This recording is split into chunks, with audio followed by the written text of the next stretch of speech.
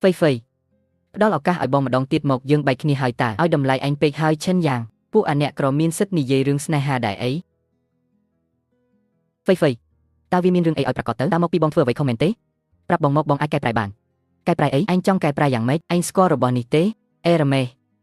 ตัวไอ้เหมือนซีเหมือนพักมวยชน้ำก็เต้นสมใบแตกไซส์ปีวีเหมือนบานพองกรอนแต่ดอยซากับบบมวยอันจ้องใบจีมวยบองเมนเต้เอาดำไหลอันเป็กเมนเต้ผู้ยื่งหมกวีเอาขยมanh prap hang ở đằng chân giang bà hang hiên một tam rồng khan phây phi tiết anh nâng thưa ở hang bị cả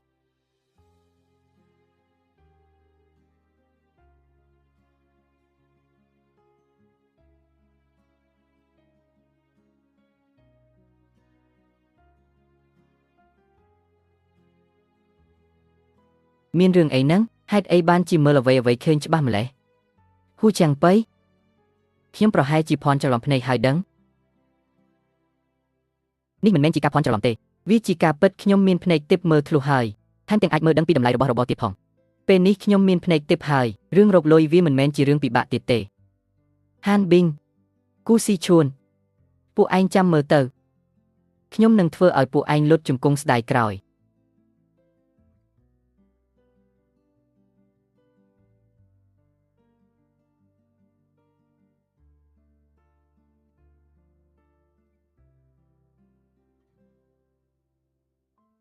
hai ấy miên taiระบได้ขมิ้นดำไหลจัง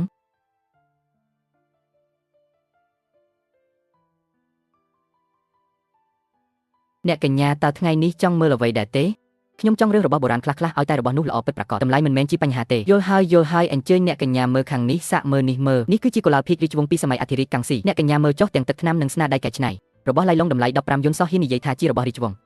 รกซีจ้องบอกเกไปหายบ้าจีเคยเสด็จอาดมินลอยเติบจ้องกับสำหรับเอาได้คลำแบบนี้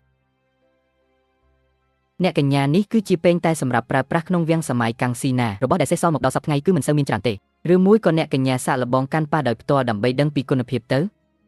ละอเป็นแต่นี้โลกตาประหายจีโจจัดหายถ้าแกตาโลกลุดำไหลปนมันเป็นแต่นี้กาได้ขยมติ้งบานมอกคือปีบะคลังน่ะให้ปรับดำไหลมอกแต่มาดองเตอใบเลียนดำไหลดัดในอับโอนanh một châu chết lại thưa ấy và anh thưa ở đầu bom miên đầm lại anh khôi anh lục luôn có xong mình cục đại ha thay cai cùng cai đặt nhom pek ấy lúc mình ở nhom châu chết rư mũi có khai nhom mơ đằng thà rồi bom ní chi bẩn lỏm cuốn ní mấy mình toàn đâu rồng mặt phòng anh đằng say tới cho lục vĩnh lục mà cha lục tha chi rồi bom khai mền tế ta lục miên postam sen tế bất naเมื่อตักทำเลือเป็นแต่นิเตอร์พอสมรบวิมินจบปอคิวใจเตะขังกลายเพลือลงคลังเปกนี่คือจีปัจจัยเตะผลิตภัณฑ์บรรลอมระบบสมัยกังซีได้เกอุซาเคยบ่มพอดเนี่ยกัญญาสะเมื่อในพนัยบาทในเป็นแต่นิเตอร์มดระบบกุลาพิกริจวงกังซีคือดับพลังเลือพิบดังมอมหนึ่งมินตลอดเพียบตรงอัศตรมินริงทงตุลีหนึ่งเมื่อเตอร์สลักในจำนายแอซอในเลนิเว้นคือเตียงโตเตียงจังอีปานเนี่ยกัญญามันชื่อขยมเตะไอสะใช้เมื่อน้องอินเทอร์เน็ตบานอันดังสไอเตอร์ระบบนี้คือจีโมดอัศประเภทกลมรอตาบ้ามันดังกลมมกนิเยปเดปดาถ้ากายตาเป็นแต่นี้จีกาเปิดหรือจีกาบรรลอมขนมจัดโลกฉบับจีดังบ่มพอดหายโลกปรับการเปิดหมกขยมหมกบาโลกเนื้อแต่เฮียนบอกขยมเตียขยมหนึ่งไฮโพลิสเพลียม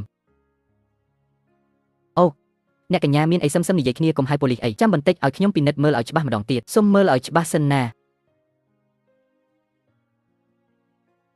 โอ้ย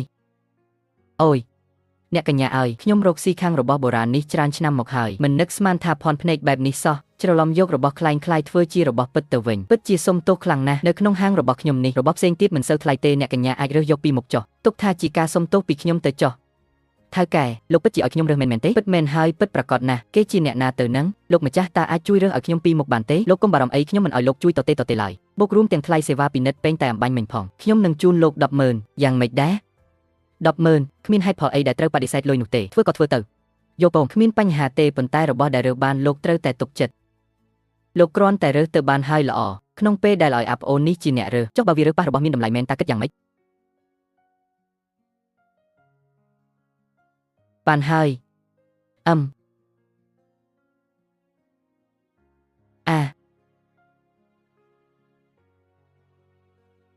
ท้าแก่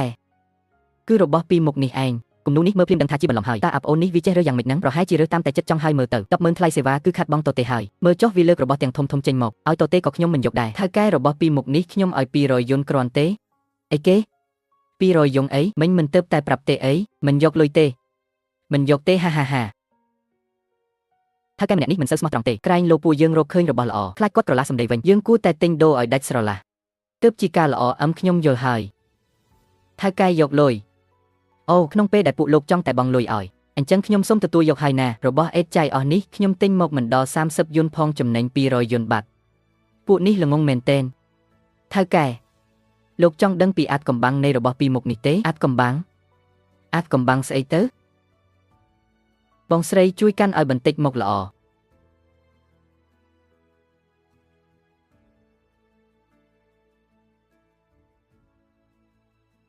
នេះមិនមែនជាស្រោមសម្បត្តិចាស់មួយទេអីខំតែរំពឹងទុកខ្លាំងមែនហើយស្រោមសម្បត្តិនេះថ្លៃបានប៉ុន្មានទៅអាប្អូននេះនៅខ្ចីបុកណាស់ឬមួយក៏វាជាតែប្រៃសណីនេះធំអ្នកកញ្ញាពិតជាភ្នែកមុតមែនគួរឲ្យស្ដាយដែលខាងក្នុងគ្មានសម្បត្តិសេះសល់បើមិនអញ្ចឹងទេតម្លៃវានឹងកើនឡើងទ្វេដងតែមនាគធំដូចជាពិតមែនហើយថែមទាំងជាប្រភេទកំមកទៀតតែមនាគធំ3សន្លឹកនិងប្រភេទកំ6សន្លឹកស្រោមសម្បត្តិដែលបិទតែម្ដងទៅ4សន្លឹកបែបនេះគឺកំមកខ្លាំងណាស់ស្រោមសម្បត្តិនេះយ៉ាងហោចណាស់ក៏ថ្លៃ1លានដែរល្អណាស់អ្នកកញ្ញានៅមានចិញ្ចៀនក្បាលរុយនេះទៀតអូនៅទីនេះនរណាអាចជួយយកស្រាសមកឲ្យខ្ញុំមួយដបបានខ្ញុំយកឲ្យអាតែមនោះឯងសំណាងទេចំណែកចិញ្ចៀននេះគុំសង្ឃឹមអីអញធ្លាប់សាកប្រើទឹកខ្មេះលាងហើយនៅតែមិនចេញផងចាំមើលឯងខ្មាស់គេប្អូនប្រុសស្រាមកដល់ហើយអរគុណ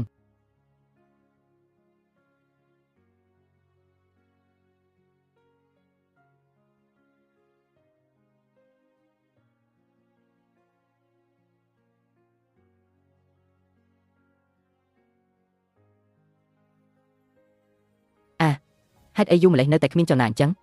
មែនហើយស្នាមប្រឡាក់កាន់តែដិតជាងមុនទៅទៀតអាប្អូនអញស្មានថាអញខ្លាំងពូកែប៉ុណ្ណាសំណាងវាមិនអាចចិញ្ចឹមក្រពះបានរហូតទេអ្នកទាំងអស់គ្នាមើលចុះវាចាប់ផ្ដើមរបស់ហើយមែនហើយវារបកចេញមកពិតមែនអស្ចារ្យណាស់ពិតមែនហើយវារបកចេញមកហើយវ៉ាគឺវាពិតមែនវ៉ាអ្នកកញ្ញាសៀវសូមអញ្ជើញពិនិត្យមើលនេះគឺជាចិញ្ចៀនក្បាលរុយដែលអធិរាជឈៀនឡុងធ្លាប់ប្រើមិនខុសទេនេះគឺជាចិញ្ចៀនមាសដាំត្បូងមរកតដែលអធិរាជឈៀនឡុងធ្លាប់ប្រើប្រាស់ទោះបីជាអធិរាជឈៀនឡុងធ្លាប់ប្រើចិញ្ចៀនរាប់មិនអស់ក្នុងមួយជីវិតរបស់ទ្រង់ប៉ុន្តែរបស់ដែលនៅសេសសល់និងមានតម្លៃបំផុតគឺប្រភេទដាំត្បូងមរកតនេះឯងកាលពីឆ្នាំមុននៅកន្លែងដេញថ្លៃចុងហៃវាត្រូវបានដេញថ្លៃដល់ទៅ2លានវ៉ាព្រះឲ្យច្រើនម្លេះខ្ញុំឈ្មោះសៀវឈីងស៊ីអូបាទខ្ញុំឈ្មោះឈិនយ៉ាងបាទពិតមែនហើយចិញ្ចៀនក្បាលរុយនេះខ្ញុំជូនអ្នកកញ្ញាចុះធ្វើបែបនេះដូចជាមិនសូវសមទេដឹងបើគ្មានលោកក៏ខ្ញុំមិនអាចទទួលបានស្រោមសម្បត្តិនេះដែរទទួលយកទៅបាទបើអញ្ចឹងខ្ញុំសូមទទួលយកហើយយើងមកដូរលេខទំនាក់ទំនងគ្នាទៅប្រសិនបើថ្ងៃក្រោយលោកមានរបស់ល្អៗអ្វីទៀតកុំភ្លេចតាក់ទងមកខ្ញុំណារឿងតម្លៃមិនមែនជាបញ្ហាទេបាទអ្នកកញ្ញាបានទទួលប្រាក់ 100000 យួនរួចរាល់ 100000 ពិតជា 100000 មែនគ្រាន់តែមួយផ្លែតសោះខ្ញុំរកបានដល់ទៅ 100000 យួនពួកយើងទៅបាទឈប់សិនរបស់ទាំងនោះខ្ញុំមិនលក់ឲ្យទៀតទេយក200យួនរបស់ពួកឯងទៅវិញទៅហើយទុករបស់ឲ្យឯងវិញហាងបោកប្រាស់ក្នុងវិស័យរបស់បុរាណគឺមានច្បាប់ទម្លាប់របស់វាឲ្យតែបងលុយរួចរបស់នោះគឺជារបស់ពួកយើងហើយជឿទេថាខ្ញុំនឹងទូរស័ព្ទទៅអាជ្ញាធរពាក់ព័ន្ធឥឡូវនេះឯងតោះទៅអ្នកកញ្ញាសៀវហាងបោកប្រាស់ខ្ញុំមិននៅទេហាងបោកប្រាស់តោះទៅហេទៅលោកចាំងអាយឈីនហាងធានប៉ាវគឺត្រូវបានគេរាយការណ៍ថាបានលក់ទំនិញคล้ายសូមជ្រើសរើសផ្លូវត្រូវឥឡូវនេះយើងនឹងបិទហាងនេះតាមផ្លូវច្បាប់គេថាហាងឆៃនីជីគឺជាហាងធំបំផុតនៅលើផ្លូវនេះម្ចាស់ហាងប្រហែលជាមិនបោកប្រាស់ដូចម្នាក់នោះទេហាថៅកែខ្ញុំមានចិញ្ចៀនក្បាលរុយមួយចង់លោកថាម៉េចអូយកមកឲ្យខ្ញុំមើលបន្តិចមក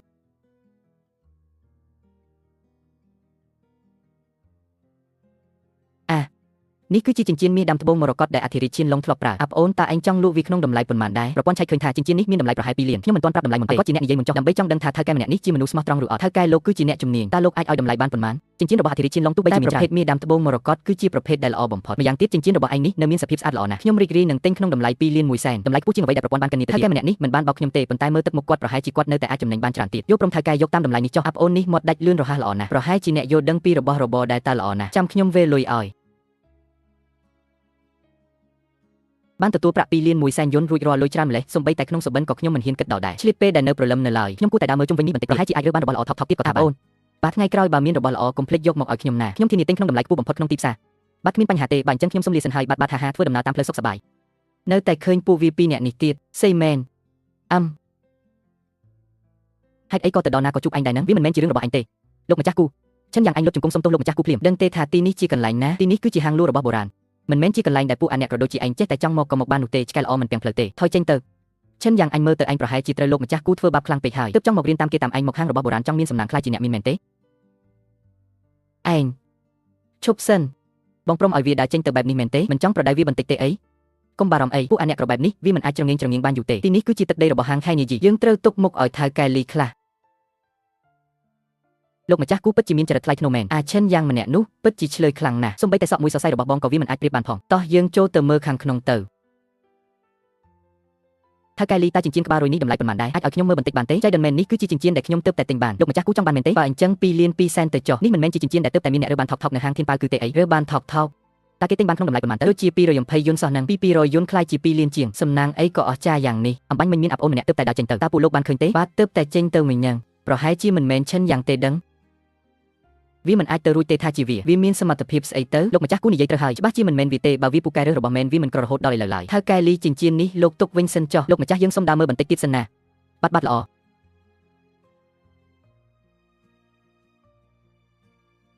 ស្ករគ្រាប់ខ្លែងខ្លាយតម្លៃ35យួនរបស់របរប្រើប្រាស់ទូទៅតម្លៃ2យួនមើលទៅហាងលក់របស់បុរាណផ្លូវនេះមិនសូវមានរបស់ពិតប៉ុន្មានទេមានតែអន្ទាក់បោកប្រាស់ពេញហ្នឹង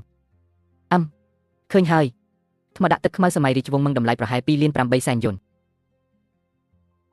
ប្អូនប្រុសចង់បានអីរើសតាមចិត្តចុះរបស់ខ្ញុំសុទ្ធតែរបស់ល្អទាំងអស់ទើបតែទទួលមកថ្មីតម្លៃពិតជាសមរម្យខ្លាំងណាស់ថៅកែរបស់នេះតម្លៃប៉ុន្មានអូយប្អូនប្រុសពិតជាភ្នែកមុតមែននេះគឺជាចានកូឡាភីកពណ៌ខៀវខ្ចីសម័យរាជវង្សសុងបើប្អូនពិតជាចូលចិត្តមែនយក5000យួនចុះហាថៅកែអានេះវាគ្រាន់តែជារបស់កែច្នៃសម័យថ្មីសោះនឹងតម្លៃវាយ៉ាងច្រើន20យួនអីហ្នឹងលោកយកពីខ្ញុំ5000យួនលោកគិតថាខ្ញុំមិនដឹងអីហើយចង់បោកខ្ញុំមែនទេបានហើយខ្ញុំទៅរកមើលកន្លែងផ្សេងវិញប្អូនប្រុសកុំទាន់អើប្រញាប់ទៅអីសាក់មើលរបស់ផ្សេងទៀតសិនទៅថៅកែនិយាយមែនលើកនេះខ្ញុំមិនហ៊ានកាប់ថ្លៃផ្ដេសផ្ដាស់ទៀតទេកុំបារម្ភតម្លៃលើកនេះពិតជាសមរម្យបំផុតប្រអប់ដាក់ថ្នាំមាសពីសម័យរដ្ឋចម្បាំងដែលមានឆ្លាក់រូបសរសៃជាមនុស្សខាងក្នុងមានដាក់គ្រាប់ថ្នាំអាយុកាលរាប់ពាន់ឆ្នាំនិងរូបមន្តថ្នាំវះកាត់ផ្ដល់តម្លៃប្រហែល12លានយួនឈប់សិនភ្នែករបស់ខ្ញុំបានអាប់ដេតហើយមិននឹកស្មានថាអាចស្រូបយកចំណេះដឹងផ្នែកសរសៃឈាមពីរបស់បុរាណបានដោយផ្ទាល់សោះកម្លាំងក្នុងខ្លួនក៏ដូចជាខ្លាំងជាងមុនច្រើនដែរប្អូនប្រុសនៅមានរបស់អីដែលចូលចិត្តទៀតទេយកទៅជាមួយគ្នាទៅព្រះឲ្យពិតជាអាចមើលឃើញដំណើរការសរសៃឈាមមនុស្សមែនមើលទៅម្ចាស់ហាងម្នាក់នេះហាក់ដូចជាកំពុងមានបញ្ហាក្តៅក្នុងខ្លួនប្អូនប្រុសអញឈប់ផ្លិតធ្វើអីហ្នឹងខ្ញុំប្រាប់ឯងចុះថ្មដាក់ទឹកខ្មៅនេះគឺជាខ្នាតរបស់ល្អពិតប្រាកដរូបរាងថ្មដាក់ទឹកខ្មៅនេះមើលទៅមិនអន់ទេប៉ុន្តែការផលិតហាក់ដូចជាគ្រើមបន្តិចថៅកែរបស់ពីរមុខនេះឲ្យតម្លៃមកកុំកាប់ថ្លៃផ្ដេសផ្ដាស់ណាបើលោកកាប់ថ្លៃខ្ញុំនឹងដើរចេញឥឡូវហើយហេរបស់អេតចៃពីរមុខនេះខ្ញុំទិញអស់តែ10យួនសោះទុកចោលមួយឆ្នាំជាងគ្មាននរណាខ្ចីមើលកម្រមានអ្នកភ្នែកខ្វាក់ចង់បានច្បាស់ជាត្រូវប្រញាប់លក់ចេញហើយហាប្អូនប្រុសបើចូលចិត្តមែនយក500ទៅយកទៅទាំងពីរមុខតែម្ដងហ៎ណែមក20យួនប្អូនប្រុសអញថ្លៃសាហាវពេកហើយធ្វើអញ្ចឹង200ទៅបានហើយមិនទិញទេឈប់សិនកុំអើប្រញាប់ទៅអីប្អូនប្រុសចង់ធ្វើអីចង់បង្ខំលក់ឲ្យខ្ញុំមែនទេអូមិនមែនទេធ្វើអញ្ចឹងចុះខ្ញុំសុកចិត្តខាតទុកថាបើកឆ្នាំងឲ្យខ្ញុំចុះយក50យួនទៅយកទៅបានទេព្រមហាមកចាំខ្ញុំវេលុយឲ្យបាត់ល្អហើយរួចរាល់ហើយថៅកែលុយចូលហើយណាបាត់អរគុណច្រើនទើបតែលក់ចិញ្ចៀនក្បាលរយដាច់មិញរបស់ពីរមុខនេះទុកចាំលក់ថ្ងៃស្អែកចុះកុំឲ្យគេឆាប់ចាប់អារម្មណ៍ពេកប្រធានសមាគមហេតុអីបានជាជប់អញ្ចឹងហេតុអីបានជាមានអារម្មណ៍ថាស្រួលខ្លួនជាងមុនម្លេះដៃជើងក៏លែងសូវត្រជាក់ដូចមុនដែរតើវាគឺជាក្លិនអ្វីទ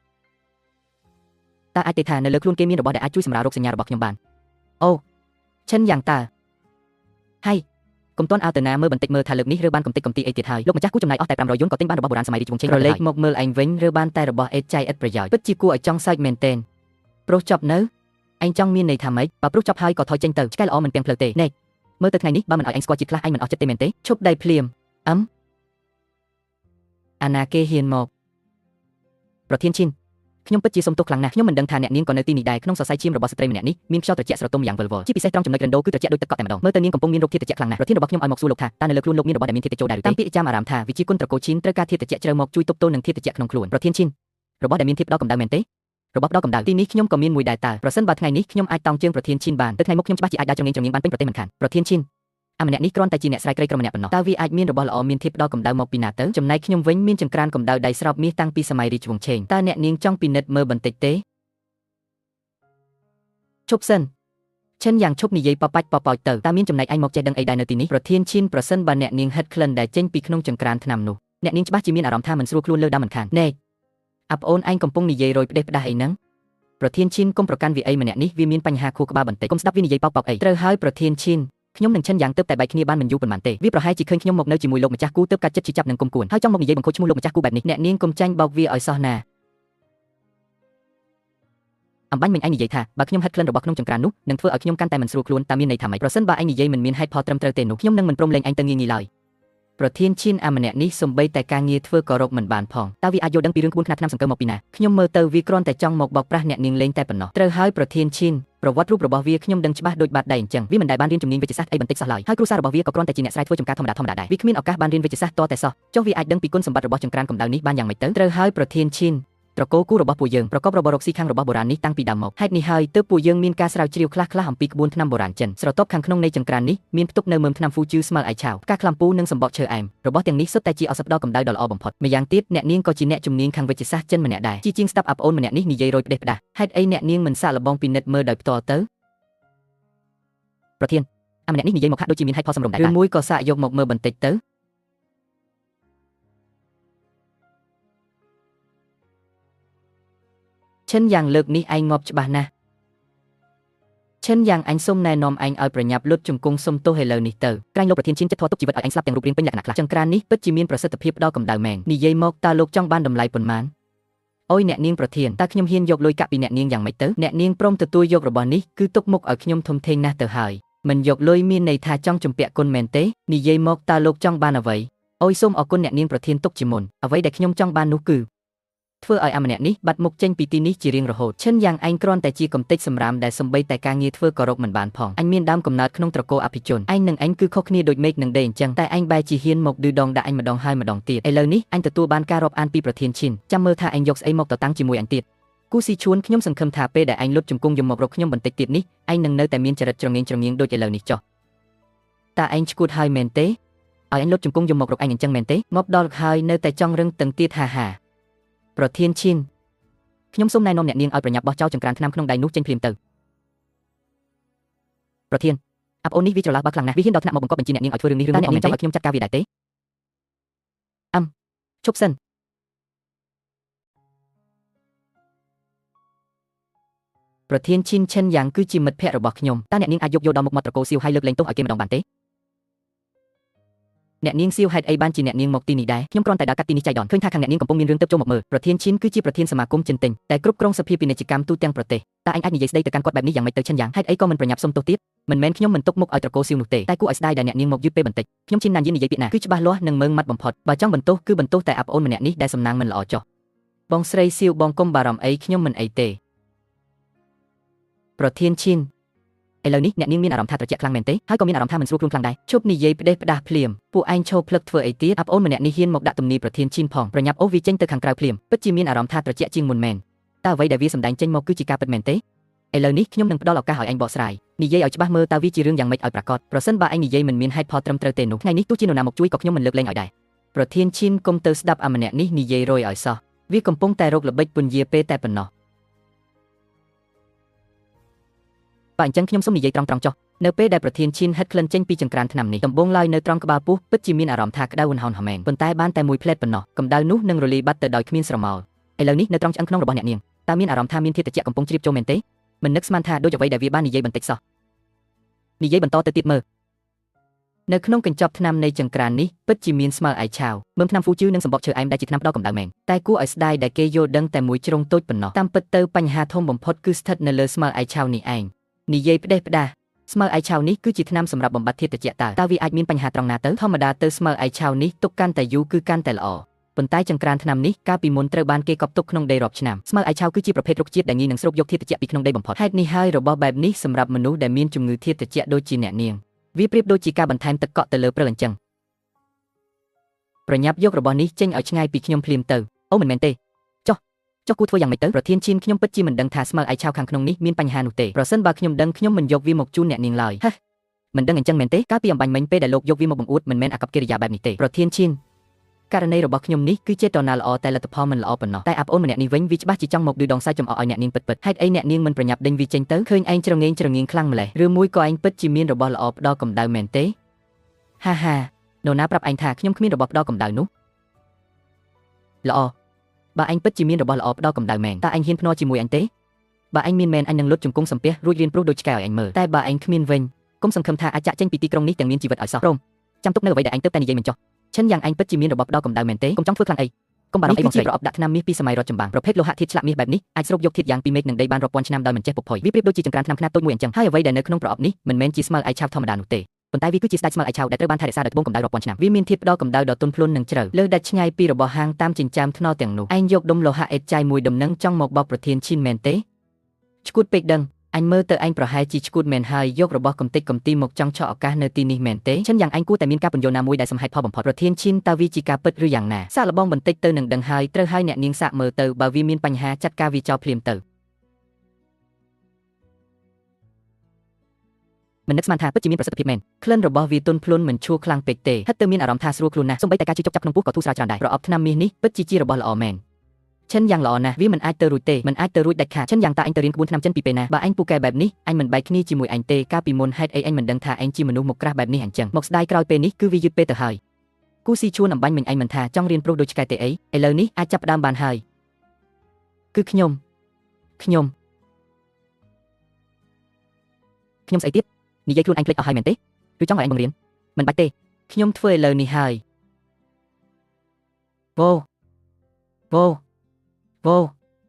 ូឈិនយ៉ាងចិញ្ចៀនក្បាលរួយសម័យឈិនឡុងនៅហាងធានយីគឺនោះគឺអញជាអ្នកលក់មែនទេតើអញរៀនមើលរបស់បុរាណតាំងពីអង្ការដឹងអញ្ចឹងអញមិនបែកគ្នាជាមួយអញឡើយតើវាតាក់ទងអីនឹងអញដែរឈិនយ៉ាងរឿងកាលពីមុនគ្រាន់តែជាការយកច្រឡំប៉ុណ្ណោះនៅក្នុងចិត្តអញនៅតែមានរូបអញជានិច្ចយកច្រឡំស្អីមិនមែនមកពីអញស្រឡាញ់អ្នកមានស្អប់អ្នកក្រមែនទេអញកំពុងតែគិតថាចាំពេលអញខ្លាចជាអ្នកមានអញនឹងមករកស៊ីលើអញមែនទេអញប្រាប់អញចុះកុំសុបិនទាំងថ្ងៃអីប្រញាប់ថយចេញទៅភ្លាមឥឡូវនេះឈិនយ៉ាងគឺជាសង្សាររបស់ខ្ញុំឃើញនៅសង្សាររបស់ខ្ញុំស្អាតជាងអញរាប់រយដងឯណោះអញអស់ឱកាសហើយល្អណាស់ឈិនយ៉ាងអញកុំទាន់អាល់អពេកប្រញាប់ថយចេញទៅឈិនយ៉ាងអញចាំមើលទៅឈិនយ៉ាងរឿងនេះកើតឡើងដោយសារតែខ្ញុំអាចជួយចាត់ការអម្នាក់ត្រកូលគូនោះបានមិនបាច់ទេខ្ញុំអាចដោះស្រាយដោយខ្លួនឯងបានប្រអប់ថ្នាំមាសនេះខ្ញុំយកក្នុងតម្លៃមក20លានយន់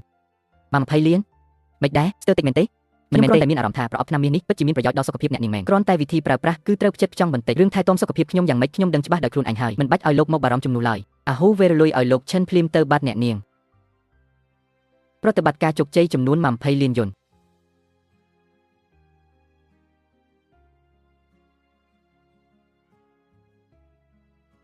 ដាក់ដៃចុះទៅអូសុំទោសផងអ្នកនាងសៀវរឿងអំបញ្ញមិញនេះអរគុណអ្នកនាងខ្លាំងណាស់មិនអីទេខ្ញុំគ្រាន់តែមើលមិនយល់ភ្នែកនឹងចរិតអតិថិសង្សារលោកប៉ុណ្ណោះម្យ៉ាងកាលពីមុនលោកធ្លាប់ជួយខ្ញុំម្ដងដែរឥឡូវនេះខ្ញុំជួយលោកវិញពួកយើងចាត់ទុកថាស្មើគ្នាហើយមើលស្អីហ្នឹងមើលដល់ផ្លិតតែម្ដងក៏មិនចម្លែកដែរប្រធានឈិនគឺជាស្រីស្អាតបំផុតដែលកំមនឹងជួបមែនទេស្អាតទេខ្ញុំមានអារម្មណ៍ថាគាត់មិនទាន់ស្អាតស្មើអ្នកនាងផងកុំនិយាយផ្ដេសផ្ដាស់អូខ្ញុំមិនបាននិយាយលេងទេណាចុះលោកកំពុងមើលស្អីគេខ្ញុំគ្រាន់តែគិតថាប្រអប់មាសនោះពិតជារបស់ល្អសម្រាប់ដល់កម្ដៅមែនប៉ុន្តែបើប្រធានឈិនប្រើប្រាស់វាលើសកម្រិតវានឹងផ្ដល់ផលវិបាកដល់រាងកាយទៅវិញរឿងនេះលោកមិនបាច់បារម្ភទេគ្រូសាស្ត្រប្រធានឈិនសុទ្ធតែមានគ្រូពេទ្យល្បីៗម្យ៉ាងគាត់ខ្លួនឯងក៏យល់ដឹងពីក្បួនថ្នាំដែរប្រហែលជាគ្មានបញ្ហាអ្វីទេបើអញ្ចឹងគឺល្អហើយតើអាចឲ្យខ្ញុំមើលរបស់នេះបន្តិចបានទេអូពិតជាបានតើនេះគឺជាស្នុកទឹកថ្នាំបុរាណមីងវិនចិនទួនក្បាច់ផ្កានៅលើនេះរឹងមាំតែមិនរឹងកំប្រេះឡើយហើយភាពកង់នៃផ្ទៃរបស់វាគឺរលោងស្រូវតែម្ដងអក្សរចារឹកនៅលើនេះទៀតសោតពិតជារបស់កម្រដែលពិបាកនឹងរកបានណាស់វាពិតជារបស់ពិតប្រាកដមែនទេអ្នកនាងសៀវខ្ញុំចង់សួរអ្នកនាងមួយសំណួរលោកចង់សួរខ្ញុំថាតើកម្រិតនៃការមើលរបស់បុរាណរបស់ខ្ញុំខ្លាំងឬខ្សោយមែនទេដូចជារឿងពេញតែនៅព្រឹកមិញអញ្ចឹងខ្ញុំស្ទើរតែត្រូវគេបោកទៅហើយតើខ្ញុំសួរអញ្ចឹងរៀងឆ្កងបន្តិចមែនទេមិនអីទេតាមពិតទៅកម្រិតមើលរបស់បុរាណរបស់ខ្ញុំគឺធម្មតាបំផុតចំណែកស្នុកទឹកថ្នាំនេះគឺដោយសារតែលោកដារបស់ខ្ញុំចូលចិត្តទើបនៅផ្ទះរបស់ខ្ញុំមានរបស់ស្រដៀងគ្នានេះច្រើនក៏មើលដឹងភ្លាមតែម្ដងទៅត្រូវហើយតើលោកអាចលក់របស់នេះឲ្យខ្ញុំបានទេលក់ឲ្យអ្នកនាងចាខ្ញុំឲ្យលោក3លានយន់3លានតម្លៃនេះខ្ពស់ជាងអ្វីដែលប្រព័ន្ធបានកំណត់ដល់ទៅ2សែនយន់ឯណោះមិនអាចបដិសេធនឹងលុយបានទេលក់ហើយលោកស្ទើរតិចមែនទេបើអញ្ចឹង4លានយន់យកព្រមខ្ញុំលក់ឲ្យប្រតិបត្តិការជោគជ័យចំនួន4លានយន់ពិតជាលុយមែនលុយខ្លាំងណាស់ត្រឹមតែមួយផ្លែតសោះបានលុយជាង20លានយន់ក្នុងដៃបាត់ឈិនយ៉ាងលោកពិតជាបានជួយសម្រួលការងារខ្ញុំធំណាស់យកអញ្ចេះចុះខ្ញុំសុំប៉ាវលោកញ៉ាំបាយម្ដងព្រមទេគ្មានបញ្ហាជំរាបសួរអ្នកនាងធំជំរាបសួរលោកម្ចាស់រៀបចំតុធានជាយានរួចរាល់ហើយសន្តាគារមូដនធានសៀងមិននឹកស្មានថាសន្តាគារលំដាប់ខ្ពស់បំផុតក្នុងក្រុងនេះជារបស់គ្រួសារនាងសោះមើលទៅសៀវស៊ីឈួនមិនមែនគ្រាន់តែជាអ្នកមានធម្មតាទេតែនេះគឺជាកម្រិតអភិជនលំដាប់ខ្ពស់ពិតប្រាកដមែន តើយុវជនម្នាក់នោះជានរណាខ្ញុំមិនដែលឃើញអ្នកនាងធំមានអាកប្បកិរិយាគួរសម្ដាក់នរណាបែបនេះសោះកុំចង់ដឹងច្រើនពេកប្រយ័ត្នអ្នកចាត់ការមកវិញដាក់ទោសឯងឥឡូវហើយអញ្ចឹងទាំងស្នូកទឹកថ្នាំនិងប្រអប់ថ្នាំមាននេះសុទ្ធតែលោកជាអ្នករកបានមែនទេអាចសួរបានទេថាលោកទិញវាមកអស់លុយប៉ុន្មាន55,500លោកពិតជាពូកែខ្លាំងណាស់មិនមែន50,000ក៏មិនមែន5,000ហើយក៏មិនមែន500ដែរគឺខ្ញុំទិញមកក្នុងតម្លៃត្រឹមតែ50 យន់ប៉ុណ្ណោះ50 យន់មែនទេប្រសិនបើខ្ញុំមានសមត្ថភាពដូចលោកក៏មិនបាច់ត្រូវគេបោកមករហូតបែបនេះដែរត្រូវគេបោកមករហូតមានរឿងអីអញ្ចឹងអ្នកនាងធំមិនស្រួលហើយមានមនុស្សសម្រុកចូលមកខាងក្នុងមិនមែនទេតើឯងជាអាចឆ្កែណាមកពីណាហ៊ានមកនៅជាមួយស៊ីឈួនផងមែនទេចុះលោកវិញជានរណា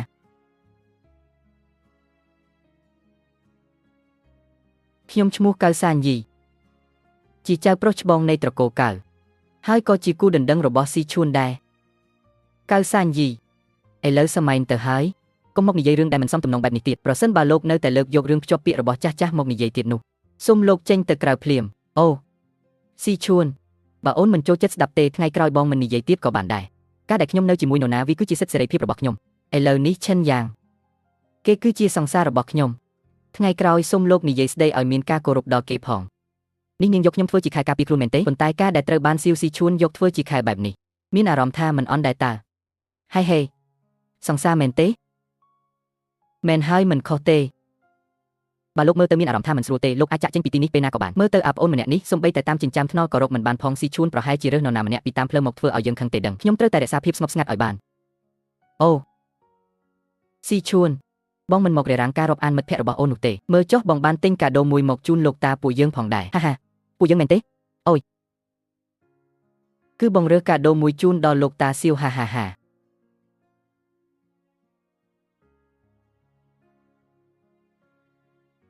អូឆាប់មកនេះមកមើលទាំងអស់គ្នា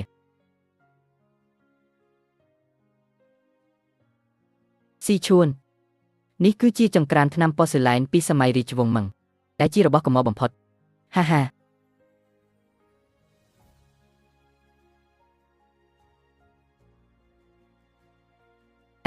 មិនមែនទេតើឯងសាច់រកស្អីហ្នឹងឯងមើលយកដែរបានជាហ៊ានមកសាច់ហ្នឹងអូយកតើយកបន្តិចបន្តួចដែររបស់លោកនេះមើលទៅដូចជាមិនអន់ទេណាតើទិញអស់ប៉ុន្មានដែរ10 លានយងរបស់នេះបើវានៅស្អាតល្អឥតខ្ចោះវិញយ៉ាងហោចណាស់ក៏100 លានដែរមកពីគេយកដល់មុខមាត់ខ្ញុំទើបគេលក់ឲ្យក្នុងតម្លៃទាបបែបនេះឯងច្រណែនក៏ច្រណែនមិនឈ្នះដែរ10 លានយន្តមែនទេត្រូវគេបោកហើយនៅជួយអង្គុយរាប់លុយឲ្យគេទៀតពិតជាហ៊ាននិយាយមែនស៊ីឈួនអូនមកមើលបន្តិចទៅចាស់ឈិនយ៉ាងលោកក៏មកមើលជាមួយគ្នាដែរមកបានតើអូស៊ីឈួនឲ្យវាចូលមកមើលធ្វើអីវាមានមើលយល់អីបើវាអាចមើលយល់មែនចាំបងសរសេរឈ្មោះបងបញ្ច្រាស់ឲ្យមើលឲ្យគេមកមើលឲ្យស្គាល់របស់ល្អខ្លះទៅហើយប្រយ័ត្នបន្តិចមើលកុំធ្វើច្រងេងពេករបស់คล้ายឯងនិយាយថាអីនេះគឺជាការបញ្ជាក់ផ្ទាល់ពីសំណាក់លោកគ្រូគូណាលោកគ្រូគឺជាអ្នកជំនាញលេខ1ប្រចាំសាមន្ទីរឯណោះក្មេងខ្ចីដូចជាឯងស្គាល់អីពីរបស់ពិតរបស់คล้ายខ្ញុំជាអ្នកពិនិត្យផ្ទាល់តើអាចនឹងមានការខុសឆ្គងបានយ៉ាងម៉េចអ្នកជំនាញលេខ1អញ្ចឹងមែនទេមែនហើយអញ្ចឹងមានន័យថាលោកដែលជាអ្នកជំនាញលេខ1ហ្នឹងគឺជាអ្នកជំនាញបង្គ្រប់កិច្ចសុទ្ធសាធឯងនិយាយថាអីថាខ្ញុំជាអ្នកជំនាញបង្គ្រប់កិច្ចមែនទេគឺថាលោកនឹងឯងចង្ក្រានថ្នាំនេះមិនមែនជារបស់ក្នុងសម័យរាជវង្សមឹងទេប៉ុន្តែវាគឺជារបស់ចម្លងតាមបែបបុរាណក្នុងសម័យមឹងចុងក្រោយប៉ុណ្ណោះហេតុនេះហើយបានជាខ្ញុំថាលោកគឺជាអ្នកជំនាញបង្គ្រប់កិច្ចនិយាយផ្ដេសផ្ដាស់តើឯងមានភស្តុតាងអីមកបញ្ជាក់អាប្អូនឯងនិយាយស្អីហ្នឹងដាក់ដៃលោកចុះភ្លាមទុកឲ្យឈិនយ៉ាងនិយាយឲ្យចប់សិនស៊ីឈួនអូនជឿសម្ដីវាពិតមែនទេមែនហើយខ្ញុំពិតជាជឿលើគេឈិនយ៉ាងលោកបន្តទៅទៀតមើលក្នុងសម័យឈឹងហ៊ូដោយសារតែស្ថានភាពនយោបាយមានស្ថិរភាពការផលិតរបស់ប្រើប្រាស់ក្នុងឧស្សាហកម្មជាច្រើនបានឈានដល់ចំណុចកំពូលហើយគ្រឿងប៉ាស៊ីឡែនពណ៌ចម្រុះនេះគឺជាវត្ថុដ៏ល្បីល្បាញបំផុតប្រចាំសម័យនោះពណ៌របស់វាមានសភាពថ្លានិងភ្លឺច្បាស់ស្រស់ស្អាតទាក់ភ្នែកក្រោយមកត្រូវបានគេយកមកចម្លងតាមប៉ុន្តែឈានចូលមកដល់សម័យឈុងចិននៃរាជវង្សមឹងសិល្បៈនៃការផលិតគ្រឿងប៉ាស៊ីឡែនបានចាប់ផ្ដើមធ្លាក់ចុះដូច្នេះហើយរបស់ដែលសេសសល់ភាគច្រើនគឺជាគ្រឿងភេទរបស់ប្រជាជនទូទៅឬក៏ជារបស់ចម្លងរបស់ពួកអ្នកភូមិប៉ុណ្ណោះអូពូកែរត់មាត់តាមមេរៀនមែនធ្វើដូចតែមានតែឯងម្នាក់ឯងដែលចេះអញ្ចឹងសាច់ប៉ាស៊ីឡែននៃចង្ក្រានថ្នាំនេះមានសភាពក្រើមខ្លាំងនៅត្រង់មាត់វត្ថុនេះមានកំទេចល្អិតដែលយើងអាចមើលឃើញនឹងភ្នែកទទេ ពណ៌នាគខៀវនៅលើនេះមានសភាពស្រអាប់ដែលវាគឺជាបច្ចេកទេសផលិតប៉ូស៊ីឡែនពណ៌សខៀវក្នុងសម័យម៉ាំងចុងក្រោយចំណុចដែលសំខាន់បំផុតនោះគឺសាច់ដីនៃចង្ក្រានថ្នាំនេះមានពណ៌លឿងស្រាលនេះមិនមែនជាការបដូរពណ៌តាមធម្មជាតិទេតែវាគឺជាលក្ខណៈសម្គាល់នៃគុណភាពទឹកថ្នាំក្នុងសម័យម៉ាំងកណ្ដាលនិងចុងក្រោយដូច្នេះរបស់នេះមិនអាចឈានដល់កម្រិតស្តង់ដារនៃសម័យឈឹងហ៊ូបានឡើយរឿងដែលអាប់អូននេះនិយាយមើលទៅដូចជាខ្ញុំមិនទាន់បានចាប់អារម្មណ៍មែនពេញមន់ទៅឆៃសម័យឈឹងហ៊ូតើលោកស្គាល់វាទេខ្ញុំតែងតែឮលោកដារ៉ាអ៊ូប្រាប់ជារឿយៗថាលោកតាចង់បានពេញមន់ទៅឆៃសម័យឈឹងហ៊ូខ្លាំងណាស់យ៉ាងហោចណាស់ក៏វាមានតម្លៃ50លានយួនដែរប្រសិនបើចង្ក្រានថ្នាំទៅឆៃរូបនាគនេះជារបស់សម័យឈឹងហ៊ូពិតមែននោះយ៉ាងហោចណាស់ក៏វាមានតម្លៃ50លានយួនដែរគេលក់ឲ្យលោកក្នុងតម្លៃ10លានយួនគឺដោយសារគេស្ទង់ដឹងពីចិត្តលោកដែលចង់បានរបស់ល្អក្នុងតម្លៃថោកគេដឹងតាំងពីដំបូងមកម្ល៉េះថាវាជារបស់ខ្លាំងខ្លាយហេតុនេះហើយទើបគេមិនហ៊ានទាមទារថ្លៃហួសហេតុចង់ចំណេញតិចតែត្រូវខាត់បង់ធំគឺសំដៅលើលោកនឹងឯងចុះក្បាលដាវនេះមានតម្លៃប៉ុន្មានដែរប្រហែលជាត្រឹមតែ5សែនយួនប៉ុណ្ណោះ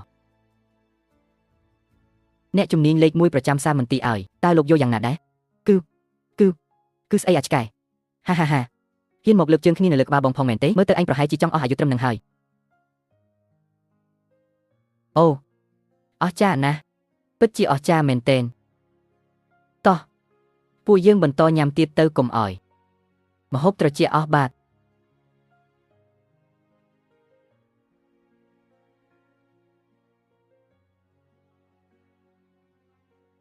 ចំណែកនេះគឺជាការសមាជិកកម្រិតខ្ពស់ចាប់ពីថ្ងៃនេះតទៅរាល់ការចំណាយនៅក្នុងសន្តាគារក្រោមសង្វាក់ផលិតកម្មរបស់គាត់ទាំងអស់គឺមិនចាំបាច់បង់ប្រាក់ឡើយយ៉ាងម៉េចដែរមិនចង់រាប់អានមិត្តភក្តិដូចជាខ្ញុំមែនទេយ៉ាងម៉េចមិនចង់ធ្វើជាមិត្តជាមួយខ្ញុំទេមែនទេអត់ទេគ្រាន់តែខ្ញុំមិនទាន់ដឹងខ្លួនទាន់ប៉ុណ្ណោះបែបនឹងទើបត្រូវតោះលើកកែវ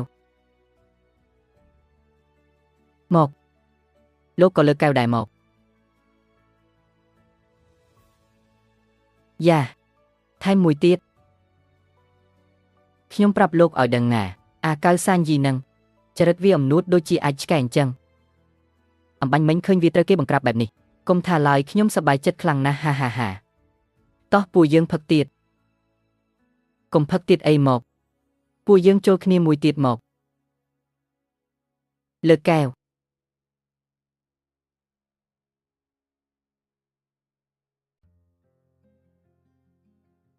នោះបងស្រីអ្នកនាងស្រវឹងខ្លាំងហើយខ្ញុំជូនអ្នកនាងត្រឡប់ទៅវិញខ្ញុំមិនទាន់ស្រវឹងទេ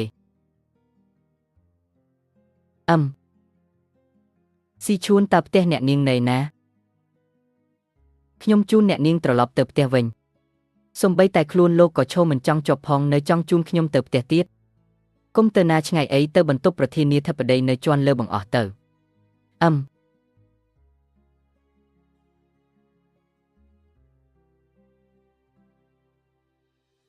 បិទវាបិទនេះគឺបិទហើយអ្នកនាងអង្គុយចុះសិនទៅស៊ីឈួនអញ្ចឹងខ្ញុំសូមត្រឡប់ទៅវិញមុនហើយណាកុំតន់ទៅអូយ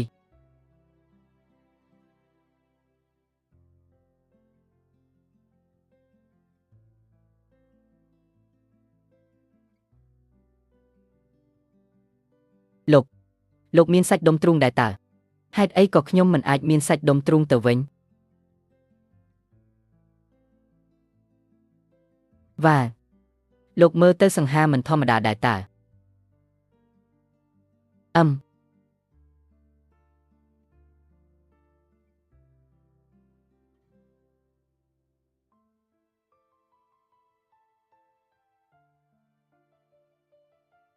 ឯងនិយាយថាអីស៊ីឈួនរកបានសង្សារមែនទេសានយីលោកកុំបារម្ភអីការភ្ជាប់ពាក្យរបស់អ្នកទាំងពីរនៅតែមានប្រសិទ្ធភាពរឿងនេះខ្ញុំមិនព្រមដាច់ខាតត្រឹមម្នាក់ក្រីក្រម្នាក់ហ៊ានមកចង់ញញែញជាមួយស៊ីឈួនផងមែនទេឥឡូវស៊ីឈួននៅណានេះឆាប់និយាយមកលោកស្រីអ្នកនាងគាត់នៅបន្ទប់ប្រធានាធិបតីនៃសន្តាគារយាជា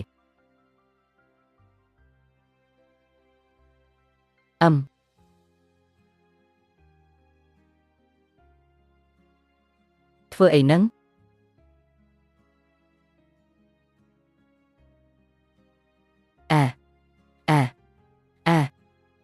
លោកហេតុអីលោកមកនៅលើក្រែខ្ញុំបែបនេះឈិនយ៉ាងអាជួនឆ្លៀតឱកាសមើលឲ្យច្បាស់ទៅ នេះគឺជាក្រែរបស់ខ្ញុំកាលពីយប់មិញខ្ញុំពិតជាស្រវឹងខ្លាំងពេកខ្ញុំមិនបានតាំងចិត្តទេ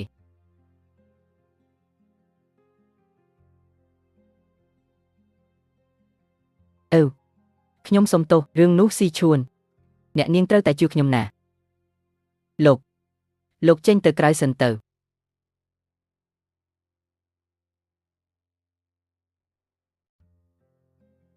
ស៊ីឈួនអ្នកនាងនឹងទទួលខុសត្រូវលើរូបខ្ញុំមែនទេលោ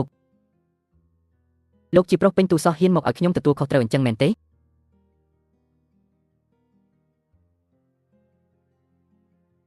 ល្អណាស់ហាឯងគឺជាឈិនយ៉ាងមែនទេពិតជាមិនដឹងថាស៊ីឈួនភ្នែកយ៉ាងម៉េចទេបានជាមកចាប់អារម្មណ៍មនុស្សដូចជាឯងបែបនេះ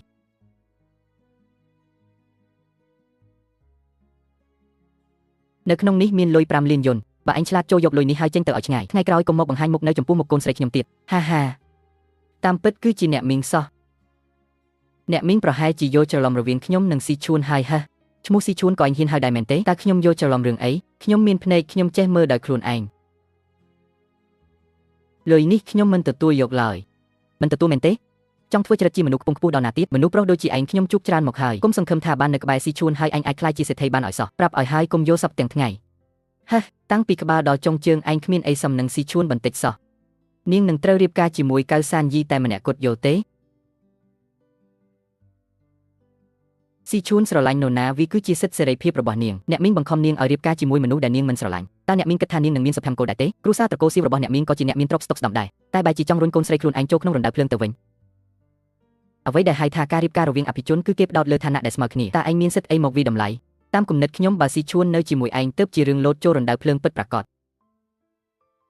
ការរៀបការស្អីទៅវាក៏គ្រាន់តែជាការលះបង់ផលប្រយោជន៍របស់ស៊ីឈួនប៉ុណ្ណោះប្រសិនបើត្រកូលសៀវរបស់អ្នកមីងរឹងមាំគ្រប់គ្រាន់ពិតមែននោះទោះបីជាមិនរៀបការជាមួយត្រកូលផ្សេងតើវានឹងមានរឿងអីកើតឡើងអ្នកមីងតែងតែមាក់ងាយថាខ្ញុំជាអ្នកតូចទាបចុះទង្វើដែលត្រកូលសៀវកំពុងធ្វើនេះតើវាខុសអីពីការលក់កូនស្រីស៊ីឈ្នួលឯងដឹងអីខ្លះទៅហ៊ានថាលក់កូនស្រីមែនទេពិតជាគួរឲ្យអស់សំណើចណាស់អំណាចក្នុងត្រកូលអភិជនវាមានភាពស្មុគស្មាញខ្លាំងណាស់រឿងរៀបការគឺជាការផ្សារភ្ជាប់ធនធានរវាងគ្រួសារទាំងពីរដែលវាមានសារៈសំខាន់បំផុតមិនអាចឲ្យមានការខុសឆ្គងសូម្បីតែមួយជំហានឡើយប្រសិនបើឯងមានសមត្ថភាពលើសត្រកូលកៅខ្ញុំក៏អាចលើកស៊ីឈួនឲ្យរៀបការជាមួយឯងបានដែរយកលុយនឹងហើយឆាប់ចេញទៅឲ្យបាត់ទៅចាត់ទុកថាជាការសើច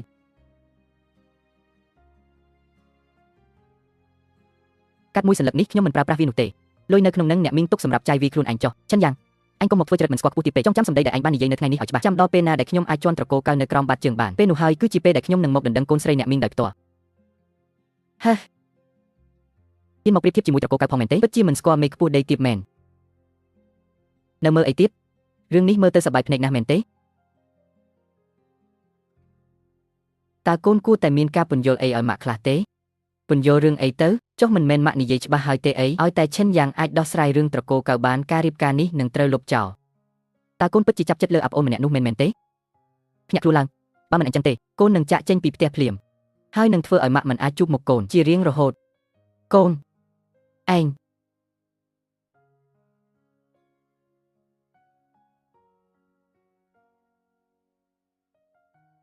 កាលពីម្សិលមិញល្បីរឿងរកបានរបស់ល្អនៅផ្លូវបុរាណពេកហើយថ្ងៃនេះត្រូវធ្វើខ្លួនឲ្យសាមញ្ញបន្តិចឆ្លៀតឱកាសនេះមកសាកល្បងភ្នាល់ដុំថ្មត្បូងមើលម្ដងត្រកូលកៅគឺជាស្អីទៅឲ្យតែខ្ញុំមានភ្នែកមួយគូនេះខ្ញុំម្នាក់ឯងអាចប្រៀបបាននឹងត្រកូលកៅទាំងមូលទៅហើយដុំថ្មឆៅក្នុងអណ្ដូងតម្លៃ1យន្តដុំថ្មឆៅក្នុងអណ្ដូងតម្លៃ200យន្ត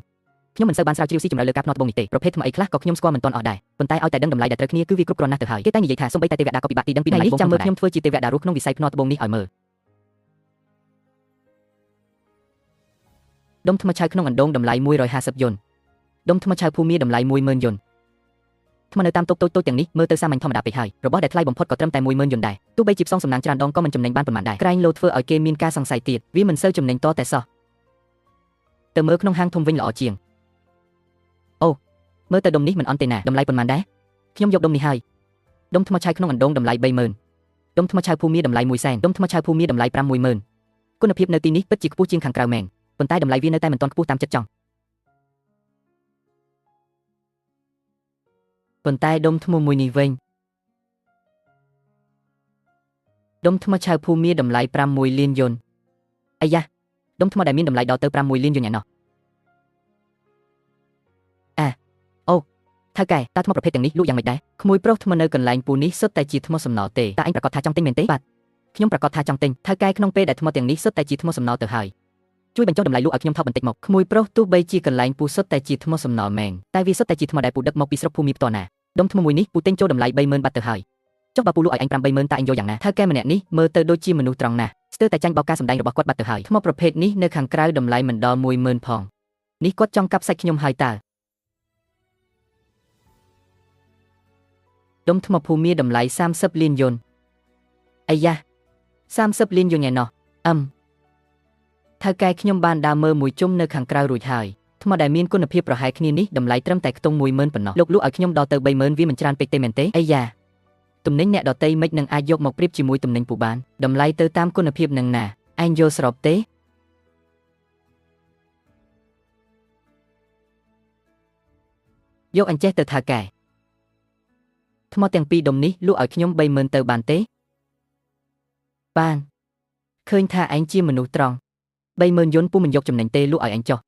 ថៅកែនៅទីនេះមានម៉ាស៊ីនកាត់ថ្មទេមានតើអញចង់កាត់សាកល្បងនៅទីនេះតែម្ដងមែនទេបាទ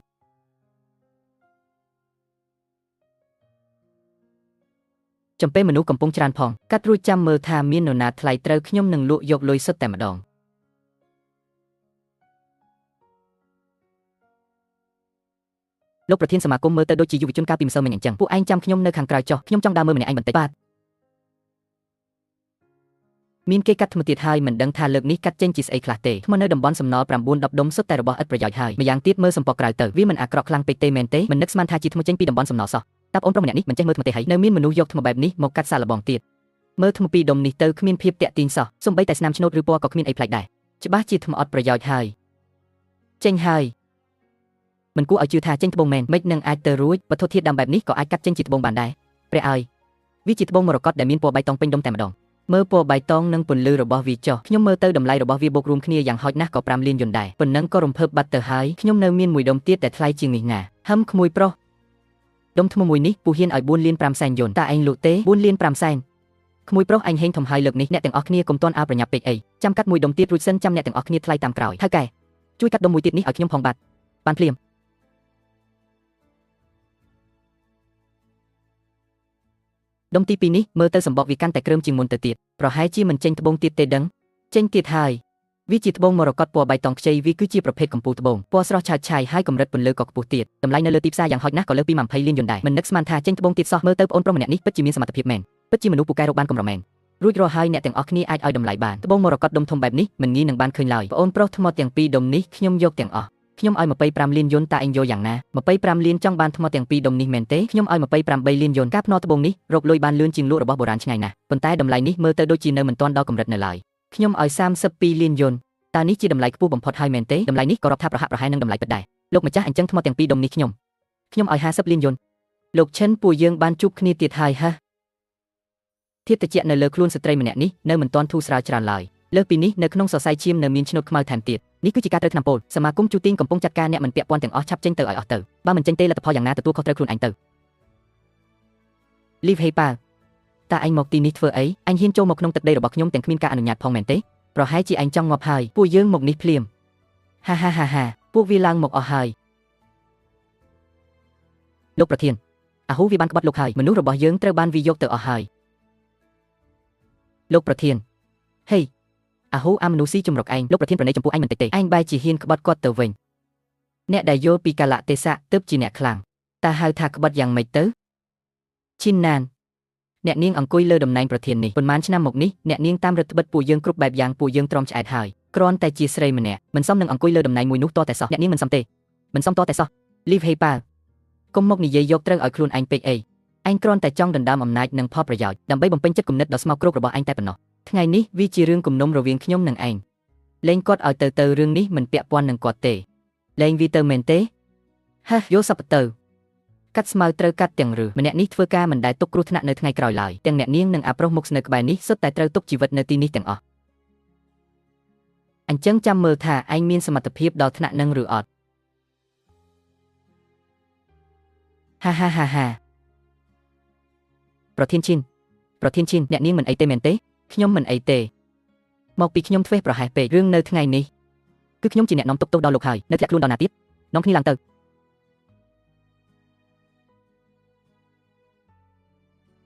លោកប្រញាប់រត់ទៅខ្ញុំនឹងនៅទប់ពួកវារត់តែចង់រត់ទៅណានៅវាមានឈុនហុយទាំងមូលសុទ្ធតែជាមនុស្សរបស់ខ្ញុំថ្ងៃនេះទោះពួកឯងដោះស្លាប់ក៏ហោះមិនរួចដែរប្រធានឈិនថ្ងៃនេះអ្នកនាងប្រហែលជាការពារខ្ញុំមិនបានទេមើលទៅតែអ្នកនាងកុំបារម្ភអីមនុស្សទាំងនេះខ្ញុំអាចជួយអ្នកនាងដោះស្រាយបានដល់ពេលហើយអ្នកនាងគ្រាន់តែប្រគល់ប្រាក់រង្វាន់មកឲ្យខ្ញុំជាការស្រេចហាពិតជាអួតខ្លាំងណាស់គ្រាន់តែឯងម្នាក់ឯងចង់មកកំចាត់មនុស្សរបស់ខ្ញុំអញ្ចឹងមែនទេក្នុងពេលដែលឯងប្រញាប់ចង់ទៅចុះនរកដល់ថ្នាក់នេះខ្ញុំនឹងជួយសម្រេចបំណងឲ្យ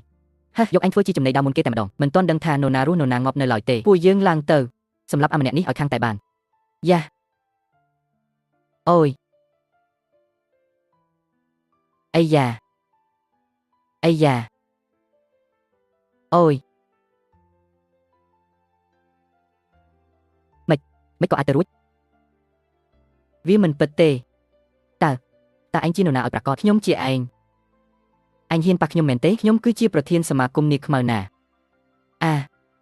អូយ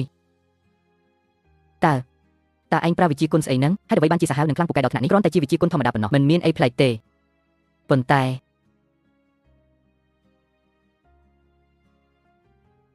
អាយ៉ាស្អាតទេស្អាតតើគឺប្រធានឈិនកុំយកច្រឡំអីខ្ញុំកំពុងតែមើលបន្តោងត្បូងនៅត្រង់ទ្រូងរបស់អ្នកនាងទេ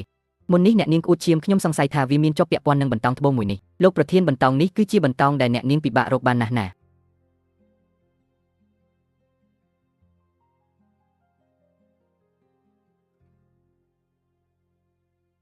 ពិតមែនហើយមានអារម្មណ៍ថាធូរស្រាលជាងមុនច្រើនណាស់ហាក់ដូចជាលែងសូវរងាខ្លាំងដូចមុនទៀតហើយបន្តោងត្បូងមួយនេះខ្ញុំបានទិញពីអ្នកលក់របស់បុរាណម្នាក់កាលពីប៉ុន្មានថ្ងៃមុនបើគិតមកដល់ពេលនេះប្រហែលជាលីវហេប៉ៅបានរៀបអន្ទាក់ដាក់ខ្ញុំតាំងពីដំបូងមកម្លេះលោកឈិនតើលោកក៏ចេះខាងវិទ្យាសាស្ត្រដែរមែនទេហាមិនដល់ថ្នាក់នឹងទេគ្រាន់តែភ្នែករបស់ខ្ញុំមុតជាងអ្នកដទៃបន្តិចប៉ុណ្ណោះទើបអាចមើលឃើញពីបញ្ហារបស់បន្តោងត្បូងមួយនេះ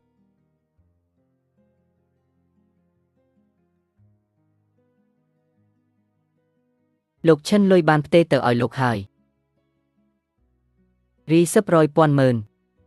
នេះវាដល់ទៅ80លានយូណែណោះហាប្រធានឈិនអ្នកនាងផ្ទេរឲ្យខ្ញុំច្រើនពេកដឹងទៅថ្ងៃមុខកុំហៅខ្ញុំថាប្រធានអីវាមើលទៅឆ្ងាយគ្នាពេកហៅខ្ញុំថាណានទៅបានហើយលោកជួយខ្ញុំកំចាត់លីវហេប៉ៅរួចហើយលុយ30លានដែលលើនេះគឺជាកាដូថ្លែងអំណរគុណដែលខ្ញុំជូនលោកណានអញ្ចឹងលុយនេះខ្ញុំសូមទទួលចុះចាស់លោកឈិនពេលនេះលីវហេប៉ៅត្រូវបានកំចាត់ចោលហើយតំណែងអនុប្រធានក៏កំពុងទំនេរខ្ញុំចង់អញ្ជើញលោកឲ្យមកកាន់តំណែងមួយនេះមិនដឹងថាលោកមានបំណងចង់ទទួលដែរឬទេតំណែងស្អីក៏ដោយក៏មិនត្រូវឲ្យមកប៉ះពាល់ដល់ល្បឿនរកលុយរបស់ខ្ញុំដែរខ្ញុំគ្មានខ្សែស្រឡាយនៅក្នុងសមាគមជូទីងទេរឿងអនុប្រធានស្អីហ្នឹងសូមបដិសេធហើយប្រធានឈិនសមាគមជូទីងនេះមានវិន័យតឹងរឹងណាស់ចំណែកខ្ញុំវិញជាមនុស្សចូលចិត្តសេរីភាពតាមទម្លាប់បាត់ទៅហើយខ្ញុំបារម្ភថាខ្ញុំយកពីក្តីបារម្ភរបស់លោកគ្រាន់តែកាន់ឈ្មោះជាអនុប្រធានក៏បានដែរមិនបាច់ខ្វល់រឿងការងារចាត់ចែងក្នុងសមាគមឡើយរាល់ថ្ងៃលោកចង់ធ្វើអីក៏ធ្វើទៅតាមចិត្តចុះតែបើថ្ងៃក្រោយជួបបញ្ហាអ្វីមួយសមាគមជូទីងនឹងនៅពីក្រោយក្នុងលោកជានិច្ចតើយ៉ាងម៉េចដែរយកពងអញ្ចឹងខ្ញុំសូមទទួលយក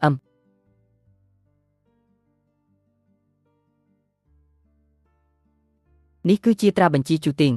អ្នកកាន់ត្រានេះអាចបញ្ជាសមាគមជូទីងទាំងមូលបានលោកឈិនសូមមេត្តាទទួលយកទុកទៅហាអញ្ចឹងទៅថ្ងៃមុខអ្នកនាងហៅខ្ញុំថាឈិនយ៉ាងទៅបានហើយល្អណាស់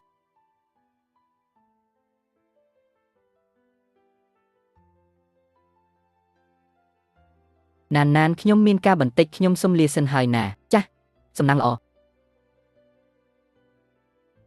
ចាត់ការសម្អាតកន្លែងនេះឲ្យស្អាតទៅកុំឲ្យសល់ដានសំបីតែបន្តិចជាពិសេសលីវហេប៉ៅនិងកូនចៅរបស់វាចាត់ការតាមច្បាប់សមាគមទៅបាទលោកប្រធាន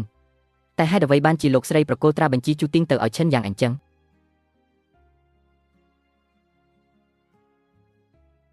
ត្រានេះតំណាងឲ្យអំណាចខ្ពស់បំផុតរបស់សមាគមយើងណាតើមានន័យថាទៅថ្ងៃមុខឋានៈរបស់អាម្នាក់នោះស្មើនឹងលោកស្រីអញ្ចឹងមែនទេជប់ភ្លាមប្រយ័ត្នសម្ដីរបស់ឯងបន្តិចឥឡូវនេះឈិនយ៉ាងគឺជាអនុប្រធានរបស់សមាគមជូទីងទៅថ្ងៃមុខបើខ្ញុំឃើញឯងមិនគោរពគាត់សម្បីតែបន្តិចខ្ញុំនឹងដេញឯងចេញពីសមាគមភ្លាមដោយមិនលើកលែងឲ្យឡើយបាទខ្ញុំបាទដឹងកំហុសហើយ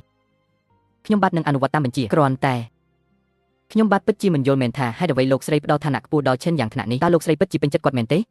សមត្ថភាពរបស់គាត់ប្រហែលជាលើសពីអ្វីដែលយើងគិតទៅទៀតគាត់អាចមើលដឹងពីត្បូងមានតម្លៃនៅក្នុងថ្មសំណល់ហើយមើលធ្លុះពីល្បិចកលអាក្រក់នៅក្នុងបន្តោងត្បូងទៀតថែមទាំងមានក្បាច់គុណខ្ពស់ដែលអាចកម្ចាត់លីវហេប៉ៅបានយ៉ាងងាយទៀត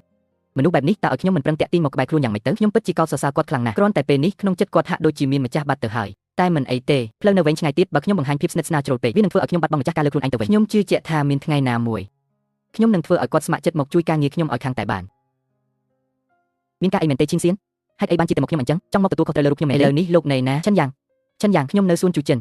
អូខេចាំខ្ញុំនៅនឹងហើយតិចទៀតខ្ញុំទៅដល់ឈិនយ៉ាងគឺជាលោកពិតមែនផងនេះឈិនយ៉ាងស្រាប់តែបាត់ឈឹងអញ្ចឹងហេតុអីក៏លោកភ្លុកខ្ញុំចោលបែកគ្នាហើយមិនឲ្យភ្លុកទុកចាំអបអរឆ្នាំថ្មីមែនទេអាយ៉ាឈិនយ៉ាងរឿងកន្លងមកគឺខ្ញុំជាអ្នកខុសចាំខ្ញុំសុំទោសណាហាមានអីនិយាយក៏និយាយឲ្យឆាប់មកបើគ្មានទេក៏ថយចេញទៅកុំមកឈររងភ្នែកនៅទីនេះលោកមិនក៏កាច់ដាក់ខ្ញុំថ្នាក់ហ្នឹងអូមែនហើយរបស់បុរាណលើកមុនលោកលក់បានលុយច្រើនណាស់មែនទេលក់បានប៉ុន្មានវាពាក់ព័ន្ធអីនឹងនាងនេះឈិនយ៉ាងណាក៏ពួកយើងធ្លាប់ស្រឡាញ់គ្នាដែរម្យ៉ាងទៀតលោកក៏រកលុយបានច្រើនថ្នាក់ហ្នឹងរឿងលុយ3សែនហ្នឹងលោកពិតជាចង់ឲ្យមេធាវីមកទាពីខ្ញុំមែនទេអូខ្ញុំឆ្ងល់ថាហេតុអីបានជាស្រាប់តែបដូរចរិតលឿនម្ល៉េះតាមពិតមកពីមេធាវីទៅរកដល់ផ្ទះសោះយ៉ាងម៉េចដែរឥឡូវតោងបានអ្នកប្រុសគូហើយតាលុយតែ3សែនសោះគ្មានសមត្ថភាពសង្កេតមែនទេឈិនយ៉ាងនិយាយស្អីតោងមិនតោងស្ដាប់ទៅអាក្រក់មើលណារឿងមុនខ្ញុំដឹងថាខ្ញុំខុសហើយលោកលើកលែងឲ្យខ្ញុំម្ដងទៅណាហើយលុយហ្នឹងក៏គុំយកអីមែនទេយកអញចេះចុះខ្ញុំផ្ដល់ឱកាសឲ្យលោកម្ដងទៀតឲ្យលោកមកតាមស្រឡាញ់ខ្ញុំជាថ្មីយ៉ាងម៉េចដែរហាផ្ដល់ឱកាសឲ្យខ្ញុំតាមស្រឡាញ់នាងជាថ្មីមែនទេហានប៊ីងនាងគួរតែឆ្លុះកញ្ចក់មើលរូបរាងខ្លួនឯងផងពេលនេះទោះបីជានាងងូតទឹកសម្អាតខ្លួនមកដេកនៅមុខខ្ញុំក៏ខ្ញុំនៅតែមានអារម្មណ៍ថាខ្ពើមដែរនាងនិយាយថាអីបើខ្លាំងសាក់និយាយម្ដងទៀតមើលគាត់និយាយថាគាត់ខ្ពើមភាពកខ្វក់របស់នាងមិនក៏ជានាងទៀតហើយខ្ញុំនិយាយជាមួយអតីតសង្សារខ្ញុំវាពាក់ព័ន្ធអីនឹងនាងពាក់ព័ន្ធត្រង់ថាពេលនេះគាត់គឺជាបរិសរបស់ខ្ញុំផ្ទុយទៅវិញគឺនាងបែកគ្នាហើយនៅតាមរំខានមិនឈប់ពិតជាគួរឲ្យលោកមុខខ្លាំងណាស់ឈិនយ៉ាងលោកទៅតែបែកពីខ្ញុំមិនទាន់បានប៉ុន្មានផងក៏ទៅតាក់ទងស្រីផ្សេងបាត់ទៅមនុស្សល្អដូចជាឈិនយ៉ាងមានសង្សារថ្មីវារឿងធម្មតាទេតើបើចង់បន្ទោសគឺបន្ទោសភ្នែកនាងអន់ពេកទៅវិញទេតែមានមនុស្សល្អបែបនេះហើយបែរជាមិនចេះថែរក្សាបែរជាទៅរើសសម្រាមក្នុងធុងសម្រាមមកធ្វើជាទ្រព្យឲ្យមានតម្លៃទៅវិញអូនសម្លាញ់អូននិយាយត្រូវណាស់នៅមិនទាន់ប្រញាប់ទៅទៀតមែនទេតើនៅឈរធ្វើអីនៅទីនេះទៀតល្អណាស់ឈិនយ៉ាងលោកកុំអាលអ៊ូតពេកលោកគ្រាន់តែជាអាអ្នកលីសែងក្រីក្រម្នាក់ប៉ុណ្ណោះទោះបីពេលនេះលោកមើលទៅហាក់ដូចជាមានបានបន្តិចមែនក៏គ្រាន់តែមកពីសំណាងដែរចាំមើលចុះពេលដែលលោកធ្លាក់ខ្លួនវិញតើនឹងមាននរណានៅក្បែរលោកទៀតហេអាយហេសុំទោសផងណាគ្រាន់តែខ្ញុំទ្រាំមើលចរិតនាងមិនបានប៉ុណ្ណោះខ្ញុំយកកុំមកធ្វើចរិតឌឺដងដាក់ខ្ញុំអីមែនហើយខ្ញុំមានរឿងសំខាន់មួយចង់ឲ្យលោកជួយតើលោកចេះមើលថ្មត្បូងដែរឬទេចេះតិចតួចដែរតើមានរឿងអីហេតុអីស្រាប់តែសួររឿងហ្នឹងរឿងរបស់ពួកយើងត្រូវបានគ្រូសាស៊ីវដឹងហើយពួកមហាអំណាចនៅហាងជើកំពុងយកវាធ្វើជាលេសបង្ខំឲ្យខ្ញុំរៀបការជាមួយកៅជីលីនដើម្បីរក្សាតំណែងគ្មានផ្លូវជ្រើសរើសខ្ញុំក៏សុកចិត្តព្រមភ្នាល់រកស៊ីជាមួយពួកគេក្នុងរយៈពេល1ខែត្រូវរកលុយឲ្យបានគ្រប់ចំនួននេះប៉ុន្មាន300លានអាជីវកម្មក្រោមបង្គាប់ខ្ញុំក្រៅពីសន្តាគារយាយជាក៏នៅមានហាងលក់ថ្មត្បូងមួយដែរថ្ងៃនេះចំពេលជាថ្ងៃបើកកម្មវិធីតាំងពីពណ៌ថ្មត្បូងដ៏ធំបំផុតនៅជាងឆឹងខ្ញុំចង់ទៅរកទិញថ្មត្បូងល្អៗខ្លះលើកនេះវាសំខាន់ខ្លាំងណាស់សម្រាប់ការភ្នាល់របស់ពួកយើងទើបខ្ញុំចង់ឲ្យលោកជួយមើលភ្នែកឲ្យខ្ញុំផងបានទេគ្មានបញ្ហាទេ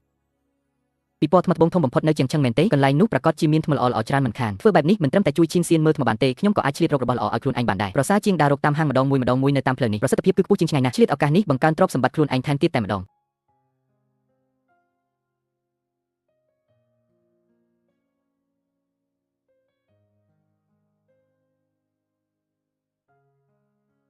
ពីពណ៌ថ្មត្បូងលើកនេះពិតជាអធិកអធមណាស់មានមនុស្សមកចូលរួមច្រើនណាស់មានទាំងមនុស្សល្អនិងមនុស្សអាក្រក់ឡំគ្នាខ្ញុំដឹងហើយអូថ្មមួយដុំនេះមើលទៅមិនអន់ទេឈីនសៀនចៃដន្យម្លេះមិនបានជួបគ្នាផ្អែមល្ហែមយូរហើយលោកប្រធានលីនចុះបរិសសង្ហាម្នាក់នេះ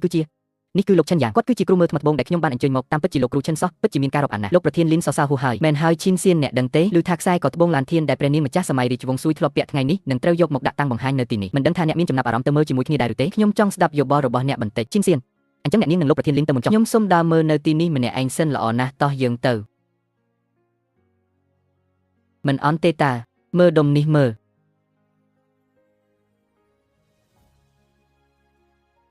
អ្នកប្រុសកៅលោកទុកចិត្តចុះខ្ញុំធំដឹងក្តីជាមួយគំនោថ្មដាំងពីតូចភ្នែកមើលថ្មត្បូងរបស់ខ្ញុំមិនដែលខុសនោះទេឲ្យតែជួយខ្ញុំរកថ្មលំដាប់កម្ពុជាបានលៀបសក្ការៈរបស់ឯងប្រកាសជាមិនតិចឡើយលោកម្ចាស់ទុកចិត្តចុះការងារដែលលោកប្រគល់មកឲ្យខ្ញុំនឹងមិនធ្វើឲ្យលោកខកបំណងឡើយអញ្ជើញអាឈិនយ៉ាង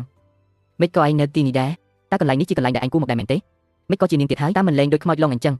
លោកម្ចាស់លោកស្គាល់វាដែរមែនទេធ្លាប់ជួបបំដងដែរគ្រាន់តែជាកំតិចកំទីដែលគេឃើញនៅតាមចិញ្ចើមថ្នល់ប៉ុណ្ណោះខ្ញុំថាហើយមនុស្សមានឋានៈខ្ពង់ខ្ពស់ដូចជាលោកម្ចាស់មិននឹងអាចស្គាល់អាកម្មករសំណងម្នាក់នេះទៅវាសំបីតែមកជូតស្បែកជើងឲ្យលោកក៏មិនសមដែរហាអូកម្មករសំណងមែនទេត្រូវហើយអាម្នាក់នេះគ្រាន់តែជាកម្មករសំណងម្នាក់ប៉ុណ្ណោះរាល់ថ្ងៃបានត្រឹមតែធ្វើការហត់សឹងងាប់លីសែងអេតនៅការដ្ឋានសំណងមិនដឹងថាអាចរកលុយបាន200ក្នុងមួយថ្ងៃឬអត់ផងបើឲ្យវាមើលអត់សំណងប្រហែលជាវាចេះតែបើឲ្យវាមកមើលថ្មត្បូងដែលមានតម្លៃរាប់សែនរាប់លានបែបនេះពិតជាគួរឲ្យចង់សើចមែនទែនកាលសឺជួនកាលពីលើកមុនអញរៀនយំដូចឆ្កែមិនទាន់ឆ្អែតទេមែនទេទើបតែបានប៉ុន្មានក៏ទៅធ្វើជាឆ្កែឲ្យអ្នកផ្សេងទៀតហើយមើលចរិតឯងដែលកំពុងអែបអបគេចុះបើមិនប្រាប់ទេស្មានតែមានប្រលឹងឆ្កែចូលសន្ធិដ្ឋក្នុងខ្លួនបាត់ទៅហើយសំបីតែកន្ទុយក៏បំរះចង់ឡើងលើមេឃទៅហើយដែរអាឈួតឯងនិយាយផ្ដេសផ្ដាសស្អីហ្នឹង អាអ្នកលីសែងអេតដូចជាឯងចេះស្អីរឿងភ្នាល់ថ្មត្បូងទៅប្រាប់មកតើឯងលួចចូលមកទីនេះដោយរបៀបណាឬមួយក៏លួចបន្លំចូលមកពេលដែលសន្តិសុខមិនបានចាប់អារម្មណ៍អាម្នាក់នេះប្រកាសជាលួចបន្លំចូលមកពិតមែនហើយមិនដឹងថាចង់មកលួចថ្មត្បូងទៅដុំពីរដុំឬយ៉ាងណាទេចុះពួកសន្តិសុខនឹងធ្វើការរបៀបម៉េចក៏បណ្ដោយឲ្យមនុស្សបែបនេះចូលមកក្នុងកន្លែងនេះបានសន្តិសុខឆាប់អូសវាចេញទៅខាងក្រៅក្រវែងវាឲ្យឆ្ងាយទៅកុំឲ្យវាធ្វើឲ្យប្រឡាក់ដល់ថ្មត្បូងនៅទីនេះហើយក៏កុំឲ្យវាមកទើសភ្នែកពួកយើងដែរចាំមើលតើមាននរណាហ៊ានដេញខ្ញុំចេញខ្ញុំចូលមកទីនេះតាមការអញ្ជើញត្រឹមត្រូវបំផុតមែនទេហេទីនេះគឺជាពិព័រណ៍ភ្នាល់ថ្មត្បូងណាថ្មត្បូងនីមួយៗដែលដាក់តាំងនៅទីនេះសុទ្ធតែមានតម្លៃកាត់ថ្លៃមិនបានមិនមែនជាកំទេចថ្មអន់ៗនៅការដ្ឋានសំណង់របស់ឯងនោះទេជ្រុលហួសហេតុពេកហើយតើមាននរណានឹងមកអញ្ជើញកម្មករសំណង់ដូចជាឯងសូម្បីតែរូបរាងសម្បត្តិអញ្ជើញយ៉ាងម៉េចផងក៏ឯងមិនដែលឃើញដែរអ្វីដែលគេនិយាយគឺត្រូវហើយនៅឈរធ្វើអីទៀតជប់សិនបញ្ឈប់សកម្មភាពភ្លាមឈិនយ៉ាងគឺជាលោកគ្រូមើលថ្មត្បូងដែលខ្ញុំជាអ្នកអញ្ជើញមកសូមពួកលោកផ្ដល់ការគោរពដល់គាត់ផងឈិនសៀន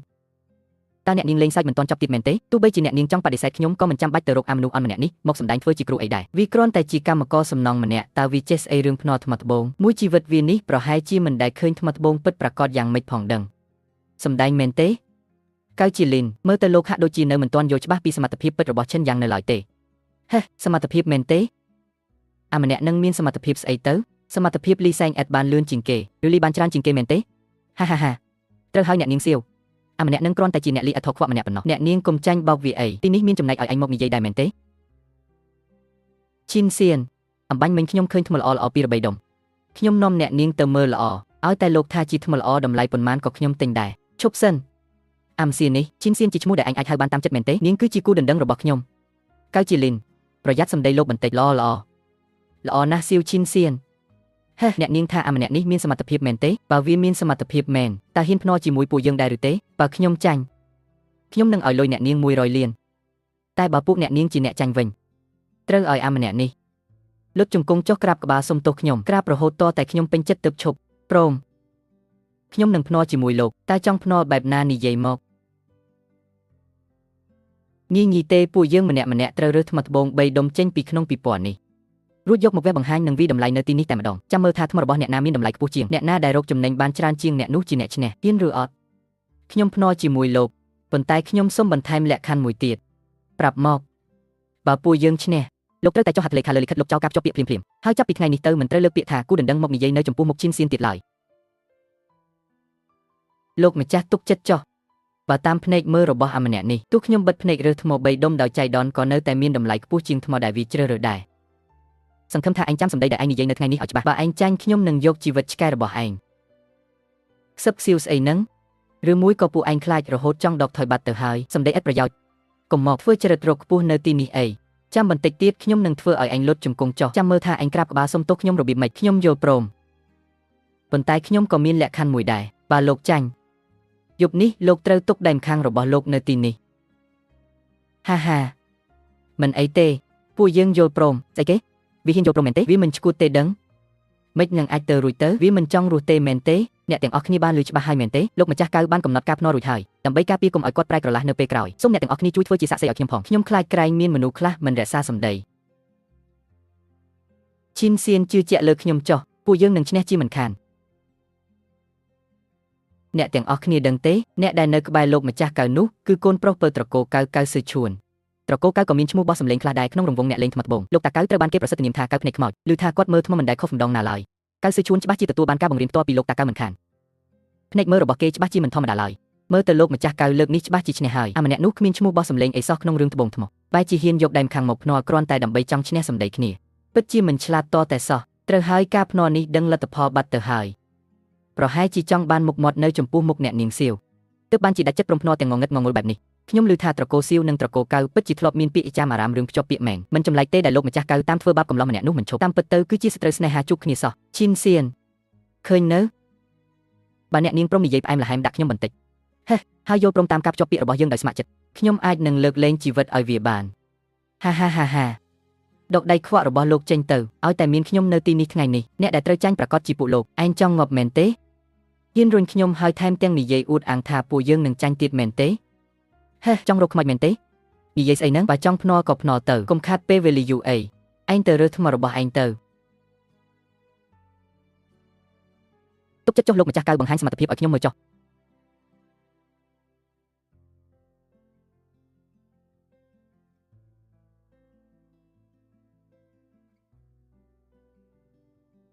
លោកម្ចាស់ថ្មមួយដុំនេះមានសាច់មាត់រលោងដូចត្បូងអញ្ចឹងហើយថែមទាំងមានទម្ងន់ធ្ងន់ណែនដៃទៀតផងវាពិតជាសាច់ថ្មល្អដែលអាចចេញត្បូងមានតម្លៃខ្ពស់មិនខានសម្រាប់តាមនឹងចុះ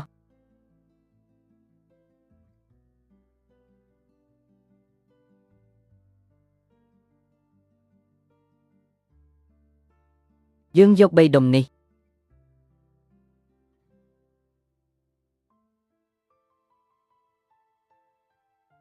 លោកម្ចាស់កៅថ្មទាំង3ដុំខ្ញុំបានរើសឲ្យលោកត្រឹមត្រូវអស់ហើយធានាថាចេញត្បូងសាច់លេខ1 100%ហើយតម្លៃដើមប្រហែលជាខ្ទង់5លានជាងត្រឹមតែ5លានសោះឲ្យតែចេញមកជាត្បូងល្អរឿងលុយកាក់មិនមែនជាបញ្ហាឡើយតោះពួកយើងក៏ទៅរើសដែរធ្វើម៉េចទៅមើលទៅពួកគេរើសថ្មហាក់ដូចជាមានជំនាញខ្លាំងណាស់តើពួកយើងពិតជាអាចឈ្នះមែនទេមិនក៏នៅមិនទាន់ជឿជាក់លើខ្ញុំទៀតល្អខ្ញុំជឿលោកតោះទៅ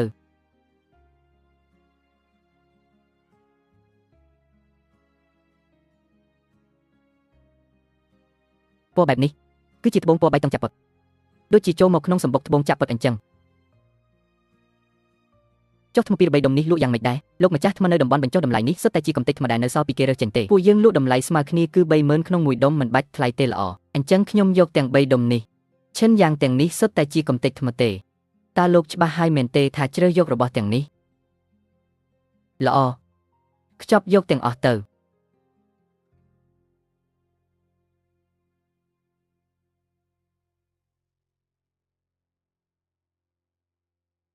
ឈិនសៀន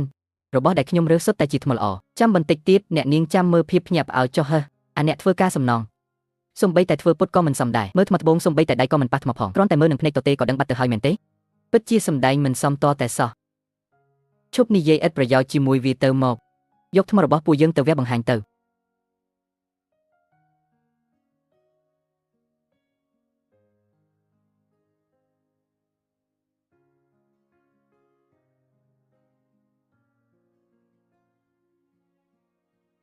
ឡើងថ្លៃហើយឡើងថ្លៃហើយអបអរសាទរលោកម្ចាស់កៅវេះចេញមកចំសាច់ត្បូងទឹកកកយ៉ាងល្អសាច់ត្បូងថ្លាឆ្វេងមានទឹកដុំពេញលេញតម្លៃវាតម្លៃថមគឺ20លានមិនជាចៅប្រុសរបស់លោកតាកៅមែនភ្នែកមើលពិតជាមិនធម្មតាឡើយ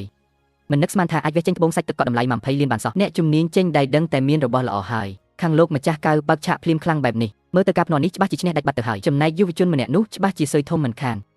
ឈិនសៀន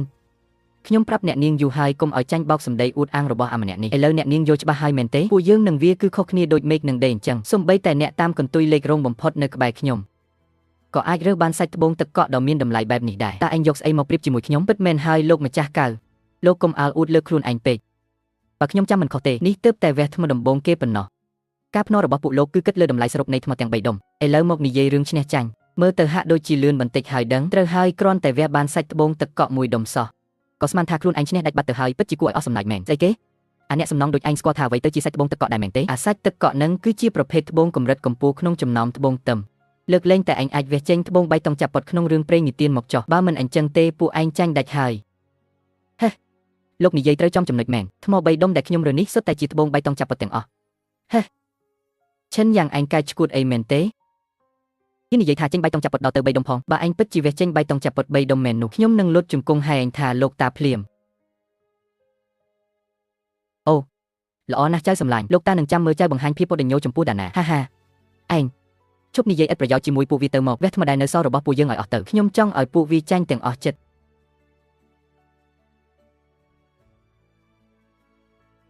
អបអរសាទរលោកម្ចាស់កៅវេះចេញសាច់ត្បូងទឹកកក2ដុំនិងសាច់កញ្ចក់1ដុំតម្លៃសរុបគឺ80លាន80លាន80លានមែនទេព្រះអើយសាច់ទឹកកក2ដុំបូករួមនឹងសាច់កញ្ចក់1ដុំទៀតសំណាងអីក៏ល្អខ្លាំងយ៉ាងនេះបែបនេះគ្មានសង្ឃឹមអីទៀតទេតម្លៃខ្ពស់ដល់ទៅ80លានឯណោះលុះត្រាតែវេះចេញបៃតងចាប់ពត់3ដុំមែនទើបអាចឈ្នះបានឈិនយ៉ាងខ្ញុំនឹកស្មានមិនដល់សោះថាកៅស៊ឺឈួនម្នាក់នេះពូកែដល់ថ្នាក់នឹងមើលទៅពួកយើងប្រហែលជាត្រូវចាញ់ហើយប៉ុន្តែលោកកុំបារម្ភអីខ្ញុំដាច់ខាត់មិនបណ្ដោយឲ្យគេមកប៉ះពាល់លោកឡើយទោះបីជាខ្ញុំត្រូវរៀបការជាមួយគេក៏ដោយឈិនសៀនអ្នកនាងចង់ទទួលខុសត្រូវលើខ្ញុំមែនទេខ្ញុំមិនអាចបណ្ដោយឲ្យអ្នកនាងយកជីវិតទៅបូជាជាមួយមនុស្សអាបម្រើបែបនោះឡើយដល់ពេលណាហើយនៅមានចិត្តមកនិយាយលេងសើចទៀតអាំសៀអញមិនទាន់ប្រញាប់លុតជង្គង់ចុះឲ្យខ្ញុំទៀតមែនទេថ្ងៃនេះខ្ញុំចង់ដឹងណាស់ថាតើគួរយកដៃខាងឆ្វេងឬខាងស្ដាំរបស់ឯងទុកនៅទីនេះហាហាហាឈិនយ៉ាងចង់សម្ដែងទៀតទេមិនព្រមទៅលីអិតនៅការដ្ឋានសំណងឲ្យបានល្អបែរជាចង់មកសម្ដែងធ្វើជើងខ្លាំងក្នុងពិធីភ្នាល់ថ្មត្បូងនេះទៅវិញលើកនេះដឹងតែចប់ហើយមែនទេហេតើប្រញាប់ទៅណា ថ្ម3ដុំដែលខ្ញុំរើសមិនទាន់ទាំងបានវះផងពួកលោកស្មានតែខ្លួនឯងឈ្នះបាត់ទៅហើយមែនទេហេគ្រាន់តែរបស់សម្រាមប៉ុន្មានដុំនឹងចង់មកឈ្នះខ្ញុំមែនទេរំខានមែនចាំមើលសមត្ថភាពខ្ញុំចុះអញហ៊ានថាត្បូងតម្លៃ80លានជាសម្រាមមែនទេខ្ញុំមើលទៅអញពិតជាក្រអឺតក្រទំហួសហេតុពេកហើយចាំមើលចុះតើអញអាចហក់លោតបានយូរប៉ុណ្ណាទៀតចាំតែពេលកំទេចថ្មរបស់ឯងវះចេញមកសុទ្ធតែរបស់អត់ប្រយោជន៍ទៅមើលទៅតើឯងនៅមានពិតជាត្បូង3តង់ចាប់ប៉ាត់មែនពិតជាអស្ចារ្យមែនសូមអបអរសាទរអ្នកនាងសៀវដែលវះបានត្បូង3តង់ចាប់ប៉ាត់បើតាមមើលលើសាច់ទឹកនិងទំហំរបស់វាតម្លៃធំគឺ70លានឈិនយ៉ាងលោកពិតជាធ្វើបានមែនពិតជា3តង់ចាប់ប៉ាត់មែនរឿងនេះវាមិនអាចទៅរួចទេលោកមិនថាវាជាអ្នកមិនដឹងអីសោះទេមែនទេលោកល្អបំផុតគួរតែមានការពន្យល់សំរុំមួយឲ្យខ្ញុំលោកម្ចាស់វាមិនខុសពីសំណាងឆ្កែជាន់អាចនោះទេត្រូវហើយគឺគ្រាន់តែសំណាងល្អប៉ុណ្ណោះកុំអោស្លន់ស្លោនៅសល់2ដុំទៀតមិនទាន់វះបើ2ដុំនេះវះមកគ្មានស្អីសោះពួកវាក៏មិនអាចឈ្នះបានដែរសង្ឃឹមថាវាអញ្ចឹងចុះបើមិនអញ្ចឹងទេឯងត្រៀមខ្លួនងាប់ទៅវះ2ដុំដែលនៅសល់ទៅអរគុណបាត់លោកម្ចាស់គឺ3តង់ចាប់ប៉ុត1ដុំទៀតហើយ3តង់ចាប់ប៉ុត1ដុំទៀត3តង់ចាប់ប៉ុត1ដុំទៀតហើយព្រះជាម្ចាស់អើយនេះវាមិនអាចទៅរួចទេច្បាស់ជាជួបដោយចៃដន្យហើយបើចៃដន្យមើលម្ដងទៀតទៅល្អ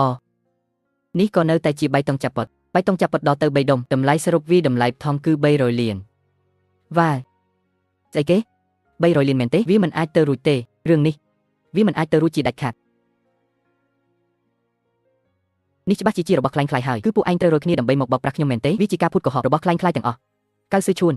លោកកាច់ឈួតអីហ្នឹងនេះគឺជាត្បូង3តង់ចាប់ពិតបើលោកធ្វើឲ្យវាខូចខាតទោះលោកមានជីវិត10ក៏សមមិនរួចដែរមិនដែរលោកម្ចាស់កៅលោកចង់ប្រែក្រឡាព្រោះតែចាញ់មិនអស់ចិត្តមែនទេលោកម្ចាស់កៅលោកស្ដាប់ខ្ញុំបញ្យល់សិនរឿងនេះគឺវាចប់អស់ហើយអាសម្រាមរបស់ឥតប្រយោជន៍ពួកឯងអូសក្បាលវាចេញទៅក្រៅប្រលះវាឲ្យចាស់ដៃមួយមេមើលចាំទុកចុះទុកជីវិតវាពាក់កណ្ដាលសិនចាំពេលខ្ញុំទំនេរខ្ញុំនឹងទៅចាត់ការវាដោយផ្ទាល់ដៃអូយកុំអីលោកម្ចាស់កៅលើកលែងឲ្យខ្ញុំម្ដងនេះទៅផ្ដល់ឱកាសឲ្យខ្ញុំម្ដងទៀតទៅលោកម្ចាស់ប្រញាប់អូសវាចេញទៅបាទឈិនយ៉ាងទោះមកជាខ្មោចក៏ខ្ញុំមិនលើកលែងឲ្យឯងដែរឈិនសៀនថ្ងៃនេះទុកថាឯងឈ្នះចុះក្នុងកាតនេះមានលុយ100លានគ្មានលេខសម្ងាត់ទេលុយប៉ុណ្ណឹងសម្រាប់ខ្ញុំគឺតិចតួចដូចរោមគោមួយសរសៃអញ្ចឹងចាំមើលតែឯងមានសំណាងរស់នៅចាយលុយនេះអស់ឬក៏អត់ឈប់សិនស្អីទៀតឯងចង់បានទឹកដល់ត្រឹមណាទៀតលោកម្ចាស់កៅលោកប្រហែលជាភ្លេចរឿងអីមួយហើយមែនទេមិញនេះលោកនិយាយថាឲ្យតែពួកយើងឈ្នះក្រៅពីបង់លុយ100លានហើយលោកត្រូវតែចុះហត្ថលេខាលើកិច្ចសន្យាលោកចោលការភ្ជាប់ពាក្យភ្លាមៗយ៉ាងម៉េចដែរអ្នកនៅទីនេះសុទ្ធតែជាសាក្សីតើលោកម្ចាស់កៅចង់ត្រឡប់សម្ដីមែនទេសូមសួរបន្តិចតើនៅទីនេះអាចរៀបចំលិខិតផ្ដាច់ពាក្យបានទេបានសូមអ្នកទាំងពីររងចាំនឹងទៅរៀបចំជូនឥឡូវនេះចុះហត្ថលេខាទៅលោកម្ចាស់កៅមើលស្អីសម្លឹងរកងាប់មែនទេ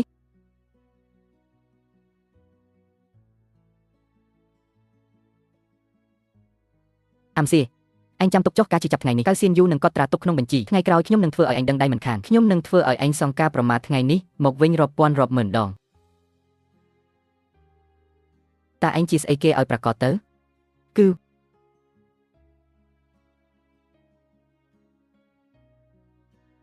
ឈិនសៀនឥឡូវនេះមានទាំងលិខិតផ្ដាច់ពាក្យនិងត្បូង3តង់ចាប់ពុត3ដុំនេះហើយការភ្នាល់រវាងអ្នកនាងនិងគ្រូសាសៀវច្បាស់ជាគ្មានបញ្ហាទៀតទេមែនទេ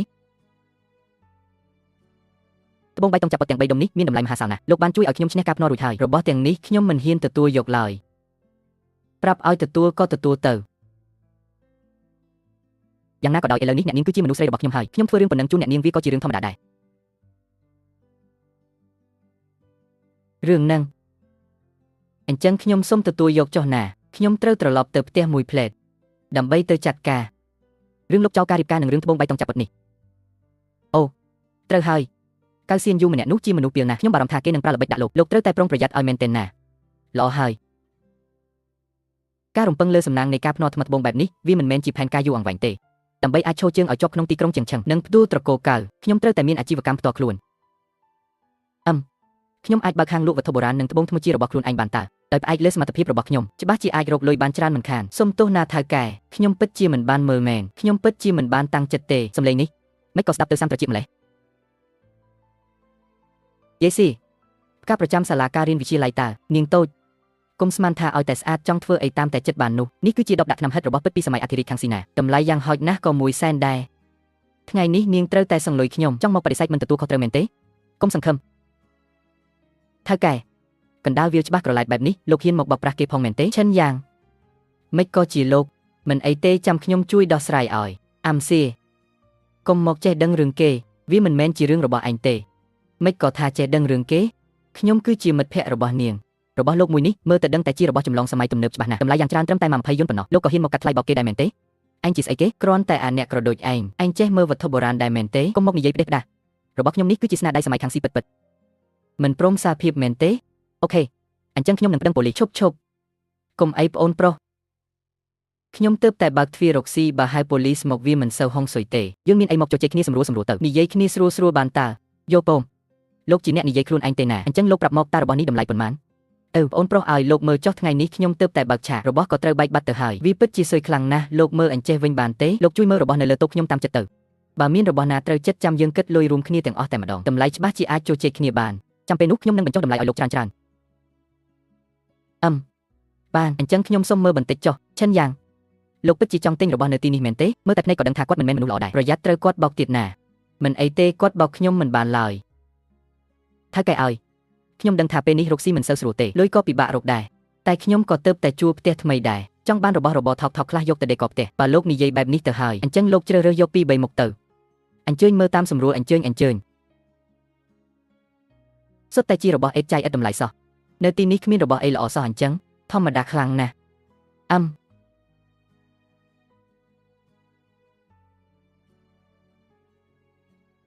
អូពិតជាមានរបស់ល្អមែនតើរបស់មានតម្លៃរាប់លានបែរជាយកមកដាក់ចោលឲ្យដេកហុយនៅជ្រុងបែបនេះថៅកែម្នាក់នេះច្បាស់ជាភ្នែកខ្វាក់ហើយពិតជាមើលងាយរបស់ទ្រព្យមែនយ៉ាងម៉េចដែរលោកប្អូនមានត្រូវចិត្តរបស់ណាមួយទេអូថៅកែខ្ញុំមើលទៅបន្ទះឈើមួយនេះនិងធូបកាមួយនេះមើលទៅហាក់ដូចជាត្រូវភ្នែកបន្តិចតើរបស់ទាំងនេះថ្លៃប៉ុន្មានដែរប្អូនប្រុសពិតជាមានភ្នែកខ្លាមែនរបស់ទាំងពីរនេះសុទ្ធតែជារបស់ចាស់បុរាណណាស់តម្លៃដែលខ្ញុំយកចូលមកក៏មិនថប់ដែរយកអញចេះចុះតម្លៃដាច់គឺ20,000យួនទុកឲ្យលោកចំណេញចុះថៅកែតម្លៃដែលលោកដាក់មកនេះខ្ញុំគ្មានលទ្ធភាពទិញទេម្ដងមិនអីទេចាំខ្ញុំហៅប៉ូលីសមកដោះស្រាយវិញល្អជាងរឿង10ឆ្នាំហិតតម្លៃ20យួននោះឈប់កុំអីប្អូនប្រុសកុំអីបន្តិចក៏ហៅប៉ូលីសអីអញ្ចឹងអីវានាំតែខូចបរិយាកាសទេតម្លៃអាចជជែកគ្នាបានច្បាស់ជាអាចសម្រួលបានយកអញចេះខ្ញុំមិនយក20,000យួនពីលោកទេតម្លៃដាច់គឺ1000យួន1000យួនយ៉ាងម៉េចដែរតម្លៃនេះខ្ញុំស្ទើរតែមិនបានចំណេញអីបន្តិចសោះហើយណាបើទិញបានរបស់វិសេសទាំងពីរនេះក្នុងតម្លៃនេះគឺពិតជាចំណេញកប់ក្តោងតែថៅកែម្នាក់នេះឆ្លាតណាស់បើខ្ញុំមិនអត់ថ្លៃឲ្យសោះបាទទេគាត់ច្បាស់ជាសង្ស័យមិនខានរបស់ទាំងពីរនេះមិនត្រូវឲ្យមានបញ្ហាអីបន្តិចឡើយថៅកែយកអញ្ចេះទៅ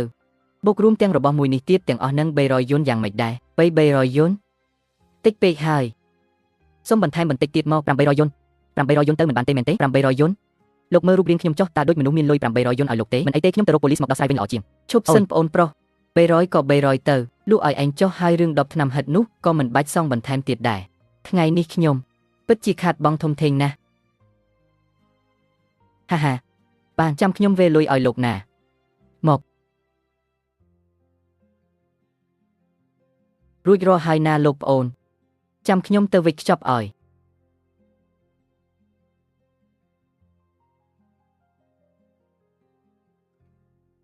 ប្អូនប្រុសតើរបស់ទាំងនេះលោកបានមកពីណាដែរនៃខ្ញុំគឺចុះបើលើកក្រោយខ្ញុំចង់មកទិញទៀតរបស់ទាំងនេះមែនទេសុទ្ធតែជារបស់អេតចាយដែលខ្ញុំដើរប្រមូលតាមផ្ទះអ្នកភូមិនៅស្រុកកំណើតខ្ញុំនឹងយកអញចេះទៅយើងមកបន្ថែមវិឆាត់គ្នាទុកទៅលើកក្រោយពេលលោកមកផ្ញើសារប្រាប់ខ្ញុំមុនមកខ្ញុំនឹងទុករបស់ល្អៗឲ្យបានតើមកបន្ថែមមិត្តភក្តិទៅល្អណាស់លែងបារម្ភរឿងរោគប្រភពទំនិញល្អទៀតហើយអូខេថៅកែពួកខ្ញុំទៅសិនហើយណាសូមឲ្យរកស៊ីមានបានទៅហើយណាបាទរបស់ពីរមុខនឹងខ្ញុំទិញចូលអស់តែ30យួនសោះបូករួមទាំង10ឆ្នាំហិតមក20យួននោះទៀតខ្ញុំនៅតែចំណេញបាន250យួនទៀតតើ250អាល្ងងស្ដាប់ទៅដូចជាគេកំពុងជេរអញ្ចឹងមិនអីទេមកអ្នកទាំងអស់គ្នាមកមើលរបស់លេងឈិនយ៉ាងរឿងថ្ងៃនេះពិតជាអរគុណលោកខ្លាំងណាស់មិនត្រឹមតែជួយដោះស្រាយបញ្ហាឲ្យខ្ញុំទេថែមទាំងសុខចិត្តចំណាយលុយទិញរបស់ទាំងពីរនេះទៀតយកអញ្ចេះខ្ញុំវេលុយ300យួននោះឲ្យលោកវិញណាអូគួរតែជាខ្ញុំទេដែលត្រូវអរគុណនាងបើមិនបានដើរតាមនាងទេខ្ញុំប្រហែលជាមិនបានរបស់បុរាណតម្លៃរាប់លាននេះឡើយលុយ300យួននេះគឺចំណេញកប់ពពុកហើយកុំគួរសំពេចអីពួកយើងជាមិត្តរួមថ្នាក់ចាស់តើលុយនេះខ្ញុំដាច់ខាតមិនទទួលយកឡើយចុះថ្ងៃនេះលោកមានពេលទេខ្ញុំចង់ប៉ាវលោកញ៉ាំបាយមួយពេលទុកជាការអរគុណដល់លោកសុំទោសផងខ្ញុំសុំទទួលទូរស័ព្ទបន្តិចមិនអីទេលោកទទួលចុះអាឡូសុំទោសផងណាថ្ងៃនេះខ្ញុំមានការរវល់បន្តិចចាំថ្ងៃក្រោយចាំខ្ញុំណាត់នាងម្ដងទៀតបានទេមិនអីទេលោកទៅរវល់ចុះអញ្ចឹងខ្ញុំសុំលាទៅមុនហើយ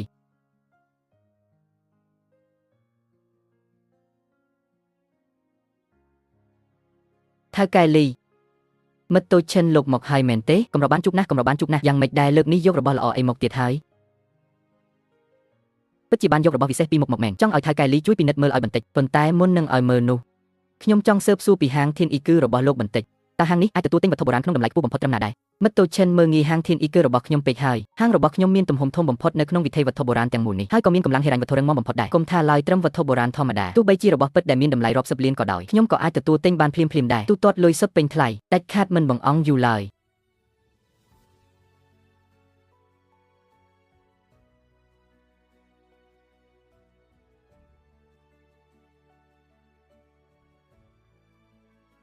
យអូដុំថ្មត្បូងបុរាណពីសម័យសង្គ្រាមចិនហើយនេះជាធូមេភៀងក្បាច់កាមយោលពណ៌ខៀវសតើអនុញ្ញាតឲ្យខ្ញុំយកមកពិនិត្យផ្ទាល់ដៃបានទេថៅកែលីអញ្ជើញតាមសម្រួលចុះបាទអាយ៉ាពិតមែនហើយទឹកថ្នាំរលោងស្រើត្រង់ទ្រីសំសួនសាច់ដេររឹងមាំក្បាច់រចនាត្រឹមត្រូវតាមក្បួនខ្នាតនេះគឺជាធូមេភៀងក្បាច់កាមយោលពណ៌ខៀវសពីសម័យរាជវង្សយានជារបស់ពិតមិនបាច់សង្ស័យឡើយអ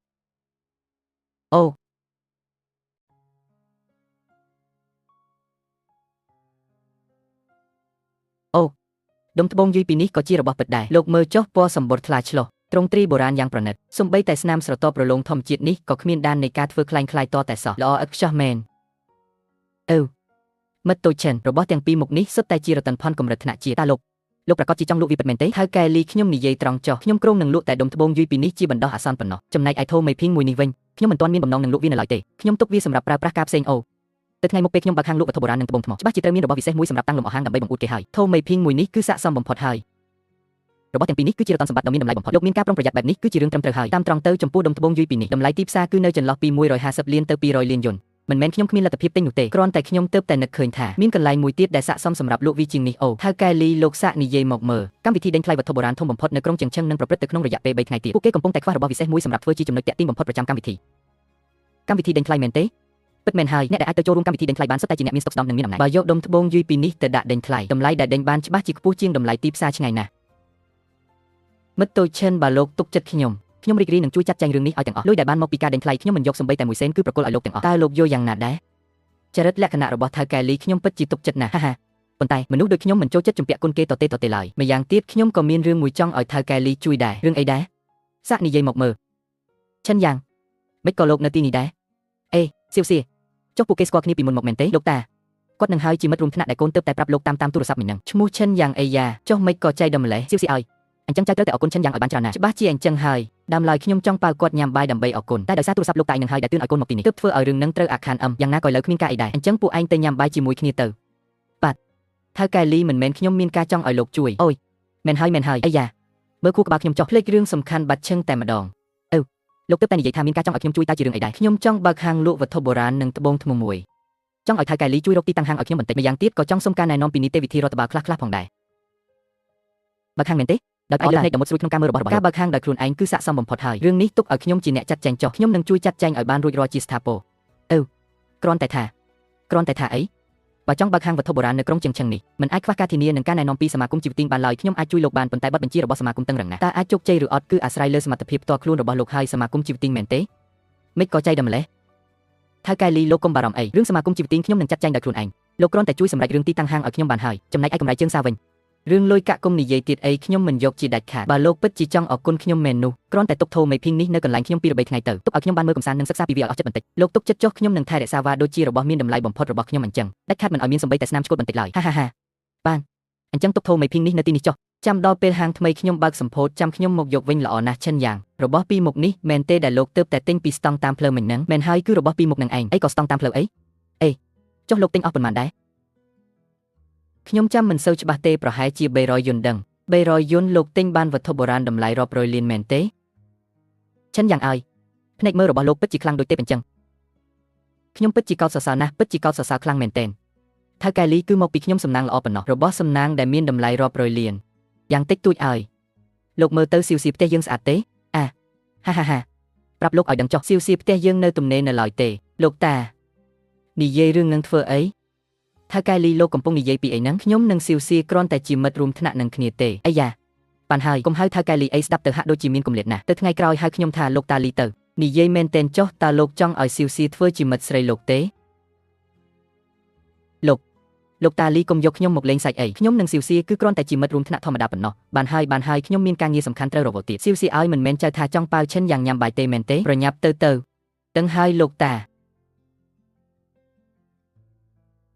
ានេះជាស្អីទៅរបស់នេះប្រហែលជាមានទ្រង់ទ្រីបែបនេះមើលទៅខាងនោះទៅ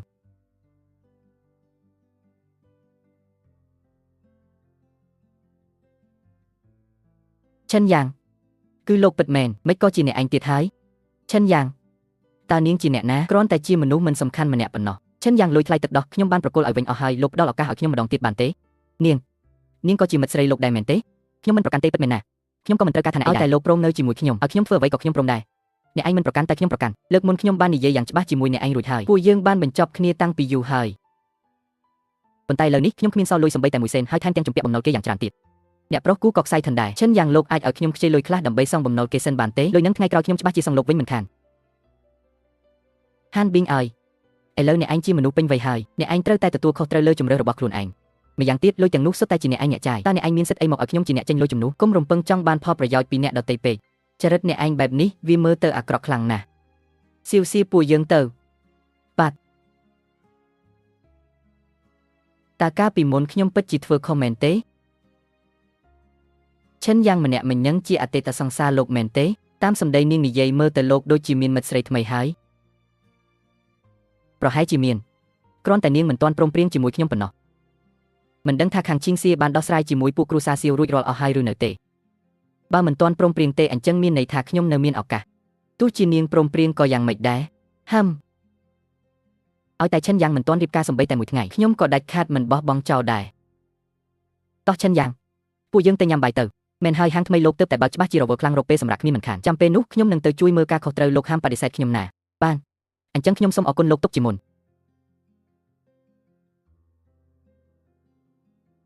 វ៉ាហាថ្ងៃនេះគឺជាថ្ងៃដែលហាងឆាំងយូយគឺបើកសម្ពោធជាផ្លូវការរាល់អតិថិជនដែលអញ្ជើញមកដល់ហាងនឹងទទួលបានការបញ្ចុះតម្លៃ 20% ទាំងអស់តោះភ្ញៀវកិត្តិយសទាំងអស់គ្នាអញ្ជើញចូលខាងក្នុងលោកតាទីនេះជាទីតាំងដ៏ល្អបំផុតក្នុងតំបន់វត្ថុបុរាណនេះហើយតែក៏ប្រគល់ឲ្យគាត់យ៉ាងងាយៗបែបនេះថែមទាំងឯកសារនិងនីតិវិធីស្មុគស្មាញផ្សេងៗក៏ចាត់ចែងឲ្យរួចរាល់ទៀតលោកតាពិតជាជឿជាក់លើឈិនយ៉ាងខ្លាំងដល់ថ្នាក់នឹងមែនទេសៀវស៊ីអើយកុំមកសាកចិត្តលោកតាអីពីថ្ងៃមកនេះចៅឯងជួយរត់ចុះឡើងដើម្បីរកទិញត្បូងនិងរៀបចំអីវ៉ាន់ឲ្យឈិនយ៉ាងមើលទៅហាក់ដូចជាខ្វល់ខ្វាយជាងលោកតាទៅទៀតស្មានតែលោកតាមើលមិនដឹងមែនទេក្មេងប្រុសឈិនយ៉ាងនេះមិនថាចំណេះដឹងសមត្ថភាពឬចរិតលក្ខណៈគឺសុទ្ធតែល្អឥតខ្ចោះជាមនុស្សកំមនឹងរកបានម្នាក់ចៅត្រូវតែចាប់ឱកាសឲ្យជាប់ណាកុំឲ្យរបូតឲ្យសោះលោកតាហាហាអេឈិនយ៉ាងជីងសៀអ្នកពិតជាមកមែនទេលើកនេះពិតជាអរគុណអ្នកខ្លាំងណាស់សំណាងហើយដែលបានអ្នកជួយរៀបចំអីវ៉ាន់សម្រាប់បើកហាងជួយចាត់ចែងវត្ថុបុរាណទាំងនេះឲ្យមានរបៀបរៀបរយរៀបចំទុកដាក់បានសពគ្រប់ទាំងអស់បើមិនអញ្ចឹងទេការបើកហាងរបស់ខ្ញុំក៏មិនរលូនបែបនេះដែរឈិនយ៉ាងសូមជូនពរឲ្យហាងលោកបើកកាក់កបនិងមានលុយហូរចូលដូចទឹកល្អណាស់ចាំខ្ញុំណែនាំឲ្យស្គាល់ម្នាក់នេះគឺជាកូនស្រីច្បងត្រកូលសៀវឈ្មោះសៀវជីងសៀចំណែកម្នាក់នេះគឺយេសៀវខ្ញុំឈ្មោះសៀវសៀឈិនយ៉ាងលោកមានន័យថាម៉េចហ្នឹងហើយនាងថាជីងសៀយ៉ាងចិត្តតែបែរជាហៅខ្ញុំថាយេសៀវទៅវិញមិនមែនយើងព្រមព្រៀងគ្នាថាហៅសៀវស៊ីទេមែនទេម្យ៉ាងទៀតពួកយើងមិនមែនគ្រាន់តែជាមិត្តរួមថ្នាក់ធម្មតាឡើយមិនមែនមិត្តរួមថ្នាក់ចុះលោកជាមិត្តល្អជាមួយនាងចុះជាមួយខ្ញុំមិនមែនជាមិត្តល្អដែរទេមែនទេពាក្យមិត្តរួមថ្នាក់ស្ដាប់ទៅមានគម្លាតពេកហើយពួកយើងត្រូវតែជាមិត្តល្អនឹងគ្នាបំផុតជំរាបសួរសូមណែនាំខ្លួនជាថ្មីម្ដងទៀតខ្ញុំឈ្មោះសៀវជីងសៀគឺជាមិត្តស្រីរបស់ឈិនយ៉ា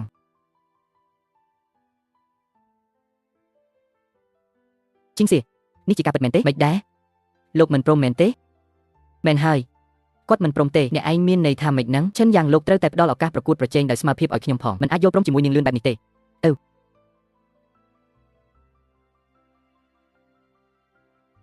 េគ្រាន់តែបើកហាងវត្ថុបុរាណកំបិចកំពុកសោះរៀបចំអឹកថឹកម្លេះស្មានតែខ្លួនឯងជាអភិជនជាន់ខ្ពស់មែនទេសៀវជីងសៀនាងបែរជាឲ្យតម្លៃកម្មករសំណងម្នាក់នេះដល់ថ្នាក់ហ្នឹងថែមទាំងមកលេងល្បែងស្រីពីរដណ្ដើមប្រុសម្នាក់ទៀត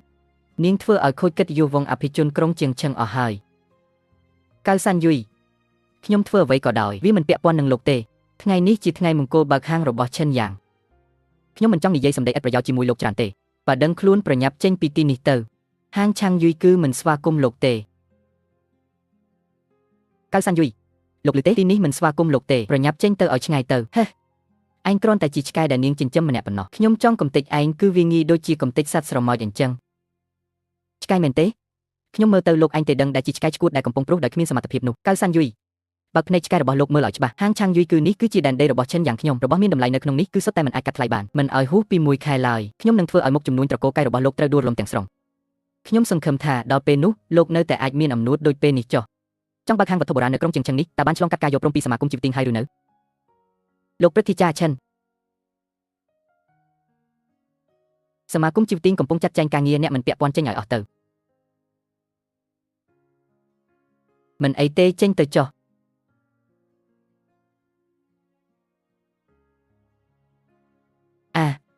នេះវាសំណាងអាក្រក់មកដល់ហើយតែក្មេងម្នាក់នេះសំណាងរឿងស្រីមិនធម្មតាមែនស្រីស្អាតតូចឲ្យ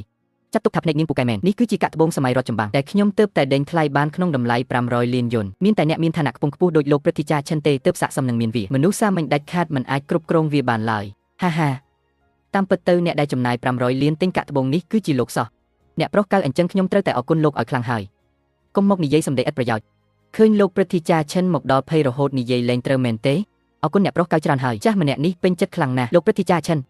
ថ្ងៃនេះជាថ្ងៃបើកហាងរបស់ខ្ញុំតើលោកនាំមនុស្សមកច្រើនបែបនេះមានបំណងអ្វីចង់បើកហាងវត្ថុបុរាណនៅក្រុងជៀងឆឹងត្រូវតែឆ្លងកាត់ការយល់ព្រមពីសមាគមជីវទានជាមុនសិនហើយត្រូវបង់ប្រាក់ធានាដ៏ច្រើនសន្ធឹកសន្ធាប់ទើបអាចដំណើរការបានតើលោកបានបង់ហើយឬនៅឈិនយ៉ាងមិនមែនលោកថារឿងសមាគមជីវទានលោកជាអ្នកចាត់ចែងដោយខ្លួនឯងទេមែនទេនេះហាលោកព្រឹទ្ធាចារ្យឈិនឲ្យឈិនយ៉ាងគឺជាក្មេងចំនួនក្រោយរបស់ខ្ញុំទេសូមលោកមើលមុខចាស់ម្នាក់នេះផងផ្ដល់ឱកាសឲ្យគេម្ដងទៅពួកយើងនឹងបង់ប្រាក់ធានាឥឡូវនេះតែម្ដងលោកយល់យ៉ាងណាដែរលោកតាលីមិនមែនខ្ញុំមិនផ្ដល់មុខមាត់ឲ្យលោកទេគឺមកពីក្មេងម្នាក់នេះមិនដឹងច្បាប់ទម្លាប់សមាគមជីវទានរបស់យើងឈរជើងបានគឺអាស្រ័យលើពាក្យច្បាប់ពីរម៉ាត់នេះឯងបើគ្រប់គ្នាសុទ្ធតែប្រើខ្សែរយៈមុខមាត់អញ្ចឹងច្បាប់របស់សមាគមមិនខ្លាចជាសម្រាមទៅហើយទេមែនទេលុយនេះដាច់ខាតត្រូវតែបងប្រាក់ធានាមែនទេបើកហាងនេះជីងណានក៏បាននិយាយថាចង់មកចូលរួមអបអរសាទរដែរចុះគ្រាន់តែជាព្រឹទ្ធាចារ្យសមាគមម្នាក់បែរជាមកទារប្រាក់ធានាពីខ្ញុំទៅវិញឈិនយ៉ាងលោកបើកហាងលក់វត្ថុបុរាណនិងត្បូងពេជ្រនៅក្នុងក្រុងជៀងឆឹងរបស់យើងតែមិនព្រមបង់ប្រាក់ធានានេះច្បាស់ជាមិនទុកសមាគមជីវទានក្នុងកែវភ្នែកតតែសោះលោកឈិនយូថាងជាព្រឹទ្ធាចារ្យឈិនមែនទេលោកនាំមនុស្សមកច្រើនបែបនេះដើម្បីទារប្រាក់ធានាពីខ្ញុំតើឈីងណានដឹងរឿងនេះដែរឬទេឆ្មើងឆ្មៃតើនាមរបស់ប្រធានសមាគមឈីងជាមនុស្សដូចអ្នកឯងអាចហៅលេងសាច់បានមែនទេឋានៈគាត់និងអ្នកឯងគឺខុសគ្នាដូចមេឃនិងដីហ៊ានមកផ្ទឹមជាមួយគាត់ផងពិតជាអំនួតហួសព្រំដែនមែនក្នុងការដែលឯងហ៊ានឆ្មើងឆ្មៃឯងត្រូវតែសងមកវិញនៅតម្លៃនៃភាពឆ្មើងឆ្មៃរបស់ឯងចង់រងាប់មែនទេទោះជាទេវតាក៏ជួយឯងមិនបានដែរឥឡូវនេះចូលឯងលុតជង្គង់ចុះហើយសំពះក្បាលដល់ដីឲ្យខ្ញុំ3ដងរួចហៅខ្ញុំថាប៉ា3ម៉ាត់មកឆ្លៀតពេលដែលខ្ញុំកំពុងមានអារម្មណ៍ល្អខ្ញុំអាចនឹងជួយនិយាយអង្វរលោកព្រឹទ្ធាចារ្យឈិនឲ្យឯងរងទុកតិចជាងមុនបន្តិចលោកព្រឹទ្ធាចារ្យឈិនតើរឿងរបស់សមាគមជីវទានចាប់ផ្ដើមឲ្យមនុស្សតកូលកៅមកបញ្ជាតាំងពីកាលណាតើកៅសាន់យុយឲ្យលៀបសក្ការៈដល់លោកឈិនយូថាងច្រើនប៉ុណ្ណាទៅបានជាធ្វើឲ្យលោកសុខចិត្តបម្រើគេបែបនេះរឿងដែលឈិនយូថាងខ្ញុំចង់ធ្វើមិនទាន់ដល់វេនឯងមកចង្អុលបង្ហាញឡើយអ្នកប្រុសកៅឲ្យឯងលុតជង្គង់គឺផ្ដល់មុខមាត់ឲ្យឯងណាស់ទៅហើយបើផ្លូវល្អមិនដើរបែរជាចង់ដើរផ្លូវងាប់ពួកឯងចូលទៅកំទេចហាងនេះឲ្យខ្ទេចឈប់ដៃភ្លាមហាឈិនយ៉ាងលោកឯងប្រហែលជាមើលរឿងភាគបុរាណច្រើនពេកហើយដឹងយកបន្ទះឈើកញ្ចាស់នឹងមកចង់បញ្ជាសមាគមជីវទានរបស់យើងមែនទេថ្ងៃនេះលោកព្រឹទ្ធាចារ្យឈិននៅទីនេះស្រាប់ការដែលលោកឯងមកលេងល្បែងបោកប្រាស់បែបនេះគឺទោសថែមមួយកម្រិតទៀតកុំថាឡើយត្រឹមការពារហាងចាំមើលថាតើឯងអាចរក្សាស្ពឲ្យបានពេញលេញដែរឬអត់ឈិនយ៉ាងលោកប្រញាប់ទុកស្លាកសញ្ញានឹងទៅលោកព្រឹទ្ធាចារ្យឈិនខ្ញុំគឺសៀវឈីងសៀមកពីត្រកូលសៀវអញ្ចេះចុះរឿងប្រាក់ធានាលោកគ្រាន់តែប្រាប់ចំនួនមកមិនថា5ដងឬ10ដងទេត្រកូលសៀវរបស់យើងនឹងចេញចំនួនទាំងអស់តើលោកយល់យ៉ាងណាឈីងសៀនេះមិនមែនជាស្លាកសញ្ញាធម្មតាឡើយតែវាគឺជាបញ្ជីការជីវទានកាន់ខុនជឿជាក់ថាលោកព្រឹទ្ធាចារ្យឈិនក្នុងនាមជាមនុស្សរបស់សមាគមជីវទានច្បាស់ជាស្គាល់វាជាមិនខានមែនទេប្រសិនបើលោកសំបីតែស្លាកសញ្ញានេះក៏មិនស្គាល់ដែរនោះវាបង្ហាញថាឋានៈរបស់លោកក្នុងសមាគមគឺនៅទាបពេកហើយឈិនយ៉ាងអញចិត្តងាប់ទៅហើយនៅតែមាត់រឹងទៀតមែនទេលោកព្រឹទ្ធាចារ្យឈិននៅទីនេះស្រាប់របស់នេះពិតឬคล้ายៗឲ្យគាត់មើលតែមួយផ្លែតក៏ដឹងបាត់ទៅហើយលោកព្រឹទ្ធាចារ្យលោកជួយមើលបន្តិចមើលដែររបស់នេះពិតឬคล้ายៗលោកព្រឹទ្ធាចារ្យដែររបស់នេះពិតឬคล้ายៗឲ្យប្រកាសទៅអ្នកប្រុសនេះពិតជាស្លាកសញ្ញារបស់សមាគមជីវទានមែនវាគឺបញ្ជីការជីវទានកាន់ខុនស្អីគេនេះជាបញ្ជីការជីវទានកាន់ខុនមែនទេលោកព្រឹទ្ធាចារ្យឈិនតើលោកមើលច្រឡំឬអត់ទេខ្ញុំមិនបានមើលច្រឡំឡើយពិតជាបញ្ជីការជីវទានកាន់ខុនពិតប្រាកដមែនលើសពីនេះវាក៏ជាស្លាកសញ្ញាដែលមានតែអ្នកមានឋានៈខ្ពង់ខ្ពស់បំផុតក្នុងសមាគមប៉ុណ្ណោះទើបអាចមានវាបានអ្នកកាន់ស្លាកសញ្ញានេះមានឋានៈស្មើនឹងប្រធានសមាគមអាចបញ្ជាសមាជិកទាំងលើទាំងក្រោមបានទាំងអស់ស្អីគេលោកព្រឹទ្ធាចារ្យឈិនឥឡូវនេះលោកនៅចង់កំទេចហាងខ្ញុំទៀតដែរឬទេអូដាច់ខាតគេមិនកំទេចឡើយគឺជាខ្ញុំដែលមានភ្នែកតែមើលមិនស្គាល់ភ្នំថៃមើលមិនស្គាល់ឋានៈដ៏ខ្ពង់ខ្ពស់របស់លោកជាមនុស្សចិត្តទូលាយសូមកុំប្រកាន់ទោសអូសដំណើរនឹងខ្ញុំអីកៅសាន់យុយតើលោកមានចាប់អារម្មណ៍ទេថារាល់ពេលដែលលោកជួបខ្ញុំគឺមិនដែលជួបបំណងល្អតតែសោះ មិនត្រឹមតែត្រូវខាត់បងប្រាក់កាសប៉ុណ្ណោះទេសូម្បីតែគូដណ្ដឹងក៏លោកការពារមិនបានដែរខ្ញុំសូមណែនាំលោកទៅថ្ងៃមុខបើឃើញខ្ញុំគួរតែដើរវៀងទៅក្រែងលោត្រូវបាត់បង់ទាំងជីវិតថែមទៀតលោកព្រឹទ្ធាចារ្យឈិនរាល់បណ្ដាហាងទាំងអស់របស់ត្រកូលកៅមិនមែនទេរាល់មុខចំនួនទាំងអស់ត្រូវដំឡើងប្រាក់ធានាឡើងវិញ10 ដងមិនដឹងថាតើខ្ញុំមានសិទ្ធិអំណាចនេះដែរឬទេមានលោកពិតជាមានស្លាកសញ្ញានេះហើយកុំថាឡើយ10 ដងទោះជា100 ដងក៏អាស្រ័យលើសម្ដីលោកតែមួយម៉ាត់ដែរមិនត្រូវទេអាជនក្រីក្រម្នាក់នេះសំបីតែក្បាលជណ្ដើរសមាគមជីវទីងក៏វាមិនដែលបានជន់ផងលោកព្រឹទ្ធាចារ្យឈិនមិញនេះលោកមិនមែននិយាយទេមែនទេថាស្លាកសញ្ញានេះមានតែមនុស្សមានឋានៈខ្ពង់ខ្ពស់ដោយប្រធានឈីងប៉ុណ្ណោះទើបស័ក្តិសមនឹងមានវាចុះអាជនក្រីក្រដូចវាបានស្លាកសញ្ញានេះមកពីណាប្រភពនៃស្លាកសញ្ញានេះច្បាស់ជាមានអាថ៌កំបាំងហើយលោកគិតមើលទៅតើពិតមែនទេល្អណាស់អាដែងចិត្តសឿងស្ទើរតែចាញ់បោកឯងបាត់ទៅហើយខ្ញុំសួរឯងតើស្លាកសញ្ញានេះបានមកពីណាលួចគេប្លន់គេឬក៏រើបាននៃណាឆ្លើយមកឲ្យត្រង់លួចមែនទេខ្ញុំមើលទៅវាមិនមានសមត្ថភាពដល់ថ្នាក់នឹងទេប្រហែលជារើសបានពីកន្លែងណាមួយហើយលោកព្រឹទ្ធាចារ្យឈិនបើមានមនុស្សយកស្លាកសញ្ញាសមាគមជីវទីងមកដាក់បោកប្រាស់គេឯងតើត្រូវមានទោសបែបណាពិតណាស់គឺទោសប្រហារជីវិតតើពួកលោកចង់ធ្វើអ្វីហ្នឹងនៅកណ្ដាលវាលចំហបែបនេះហ៊ានធ្វើរឿងអនាធិបតេយ្យឲ្យម្លេះខ្ញុំព្រមមានពួកលោកហាមប៉ះពាល់ឈិនយ៉ាងសំបីតែមួយសរសៃសក់បើមិនអញ្ចឹងទេមិនថាជាសមាគមជីវទីងអីនោះទេខ្ញុំនឹងមិនលើកលែងឲ្យដាច់ខាតឈិនយ៉ាងឯងគ្រាន់តែជាសម្រាមដែលចេះតែសំងុំនៅក្រោយខ្នងស្រីប៉ុណ្ណោះបើហ៊ានក្លែងបន្លំប្រើស្លាកសញ្ញាសមាគមជីវទីងក៏ត្រូវត្រៀមខ្លួនទទួលគ្រោះថ្នាក់នៅពេលត្រូវគេចាប់បានដែរសៀវឈីងសៀខ្ញុំសូមរំលឹកនាងកុំការពារអាសម្រាមម្នាក់នេះអីទោះបីជាពួកយើងធ្លាប់បានផ្ដាច់ពាក្យក៏ដោយប៉ុន្តែបេះដូងខ្ញុំនៅតែមានចំពោះនាងជានិច្ចឲ្យតែនាងព្រមងក់ក្បាលយល់ព្រមខ្ញុំកៅសាន់យូយនឹងនាំចំនួនមកទ្វេដងរៀបការជាមួយនាងចូលផ្ទះយ៉ាងអធិកអធមបំផុតចុះហេតុអ្វីបានជានាងនៅតែតាមអាសម្រាមម្នាក់នេះឲ្យពិបាកខ្លួនធ្វើអីកៅសាន់យូយក្នុងជាតិនេះទោះបីជាខ្ញុំមិនរៀបការមានប្តីក៏ខ្ញុំមិនរៀបការជាមួយមនុស្សថោកទាបល្បិចក៏ដូចជាលោកដែរចំណែកស្លាកសញ្ញានេះមិនមែនលួចគេហើយក៏មិនមែនប្លន់គេដែររឹតតែមិនមែនរើបានតែវាគឺជារបស់ខ្ញុំតាំងពីដើមមកនៅចង់បោកប្រាស់ខ្ញុំទៀតមែនទេស្លាកសញ្ញានេះមានតែប្រធានសមាគមរបស់យើងប៉ុណ្ណោះដែលមានចុះឯងចង់និយាយថាប្រធានឈីងជាអ្នកប្រគល់ឲ្យឯងផ្ទាល់ដៃមែនទេលោកនិយាយត្រូវហើយគឺប្រធានសមាគមឈីងណានរបស់ពួកលោកជាអ្នកប្រគល់ឲ្យខ្ញុំផ្ទាល់ដៃហើយគាត់ថែមទាំងឲ្យខ្ញុំធ្វើជាអនុប្រធានសមាគមជីវទីងទៀតផងហាអនុប្រធានសមាគមមែនទេឯងប្រហែលជាឈួតបាត់ទៅហើយដឹងសូម្បីតែមុខប្រធានឈីងក៏ឯងមិនដែលបានឃើញផងមើលទៅប្រហែលជាដេកស៊ីឈ្នួលលីសែងនៅការដ្ឋានសំណង់រហូតតតែខូចខួរអស់ហើយមែនទេចាប់ផ្ដើមយកសັບទាំងកណ្ដាលថ្ងៃត្រង់ហើយតើប្រធានឈីងគឺជាមនុស្សអស្ចារ្យកម្រិតណាតើគាត់អាចប្រគល់ស្លាកសញ្ញាឲ្យឯងផ្ទាល់ដៃបានយ៉ាងម៉េចយើងយកឈ្មោះប្រធានសមាគមមកលេងសាច់ផងមែនទេខ្ញុំមើលទៅឯងចង់មកពិតមែនហើយពួកឯងចាប់វាឲ្យបានឈប់ដៃភ្លាមឈប់ដៃសូមគោរពលោកប្រធានមិនដឹងថាលោកប្រធានផ្ដល់កិត្តិយសអញ្ជើញមកដល់ទីនេះយើងទទួលស្វាគមន៍មានការសូមលោកប្រធានមេត្តាអភ័យទោសផងកៅសាន់យូយមកពីតកូកៅសូមជម្រាបសួរលោកប្រធានឈីងឈិនយ៉ាងលោកប្រធានសមាគមហេតុអ្វីបានជាអញ្ជើញមកទីនេះផ្ទាល់ឬមួយក៏រឿងដែលលោកមិនបានបង់ប្រាក់ធានាត្រូវគាត់ដឹងហើយស្លាប់ហើយឈិនយ៉ាងលោកប្រញាប់រត់តាមទ្វារក្រោយទៅខ្ញុំធ្លាប់រៀនតេក្វាន់ដូបាន3ឆ្នាំទោះបីជាវ័យពួកគេមិនឈ្នះតែខ្ញុំអាចជួយទប់ទល់ឲ្យលោកបានមួយផ្លែតអូយក្មេងស្រីល្ងងម្នាក់នេះតើកូនឯងចង់បង្ហាញសមត្ថភាពអីហ្នឹងពួកវាមានគ្នាពេញនឹងឈិនយ៉ាងរត់ទៅណាផុតហេឥឡូវចង់រត់មែនទេយឺតពេលហើយលោកប្រធានឈីងនៅទីនេះស្រាប់ទោះបីជាឯងដោះស្លាប់ក៏ហោះមិនរួចដែរនៅថ្ងៃនេះណាននឹកស្មានមិនដល់ថាច្បាប់ទម្លាប់សមាគមជីវទីងរបស់ពួកនាងតឹងរឹងដល់ថ្នាក់នេះសោះខ្ញុំគ្រាន់តែយកស្លាកសញ្ញារបស់ពួកនាងមកប្រើបន្តិចហើយឈ្មោះនាងលេងធម្មតាសោះពួកគេបែរជាចង់មកសម្លាប់ខ្ញុំទៅវិញអាហួសហេតុឈិនយ៉ាងអញហ៊ានហៅចំឈ្មោះលោកប្រធានផងមែនទេពិតជាមិនចង់រੂពិតមែនហើយលោកប្រធានសូមលោកចេញបញ្ជាមកចង់ឲ្យវាស្លាប់បែបណាខ្ញុំនឹងចាត់ការជំនួសលោកសម្រាមដែលឆ្មើងឆ្មៃបែបនេះគឺស័ក្តិសមបំផុតនឹងកាត់ដៃកាត់ជើងទាំងសងខាងចោលរួចក្រវែងចូលទៅក្នុងទន្លេឈិនហាយកវាទៅក្រវែងចូលទន្លេឈិនទៅល្អណាស់យកវាទៅក្រវែងចោលទៅឲ្យអាសម្រាមនេះងាប់ទាំងមិនដឹងខ្លួនឈិនយូថាងអញពិតជាមានមហិច្ឆតាធំខ្លាំងណាស់លោកប្រធានមិនដឹងថាខ្ញុំធ្វើអ្វីខុសមែនទេសូមលោកប្រធានឈីងតើលោកមានន័យយ៉ាងម៉េចហ្នឹងចុះកៅសាន់យូយវិញអញហ៊ានមើលងាយអនុប្រធានសមាគមរបស់យើងដល់ថ្នាក់នេះផងមែនទេអញមិនចង់រੂទេមែនទេតើវាអាចទៅរួចយ៉ាងម៉េចវាឲ្យជាប់ប្រញាប់ទូរស័ព្ទទៅកៅហ្វុងឲ្យគេមកទីនេះភ្លាមបាទឈិនយូថាង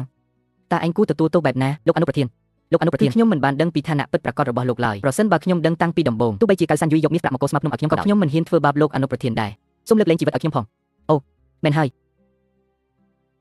ត្បូងនេះគឺកៅសាន់យូយជាអ្នកឲ្យខ្ញុំសូមប្រគល់វាជូនលោកអនុប្រធានដើម្បីជាការសុំទោសឈិនយ៉ាងនេះពិតជាត្បូងដែលលោកធ្លាប់រើបានមែនទេនឹកស្មានមិនដល់ថាវាអាចលក់បានរហូតដល់500លានចំណាយលុយអស់500លានដើម្បីទិញវាចុងក្រោយបែរជាត្រូវប្រគល់ឲ្យគេវិញទាំងឥតបង់ថ្លៃ500លានហ្នឹងអូយអ្នកប្រុសកៅខ្ញុំពិតជាត្រូវអរគុណលោកខ្លាំងណាស់ចំពោះអំណោយដ៏ថ្លៃថ្លានេះលោកពិតជាមនុស្សចិត្តល្អមែនចំណែកឯងវិញកំទេចដៃជើងវាចោលទៅរួចបណ្ដេញចេញពីសមាគមជីវទីងឬទេ ហើយអ្វីមិនទាន់ចុះដៃទៀតឬចង់ឲ្យខ្ញុំជួយមិនបាច់ទេខ្ញុំចាត់ការខ្លួនឯងអូយអូយអរគុណដែលមិនសម្លាប់អរគុណដែលមិនសម្លាប់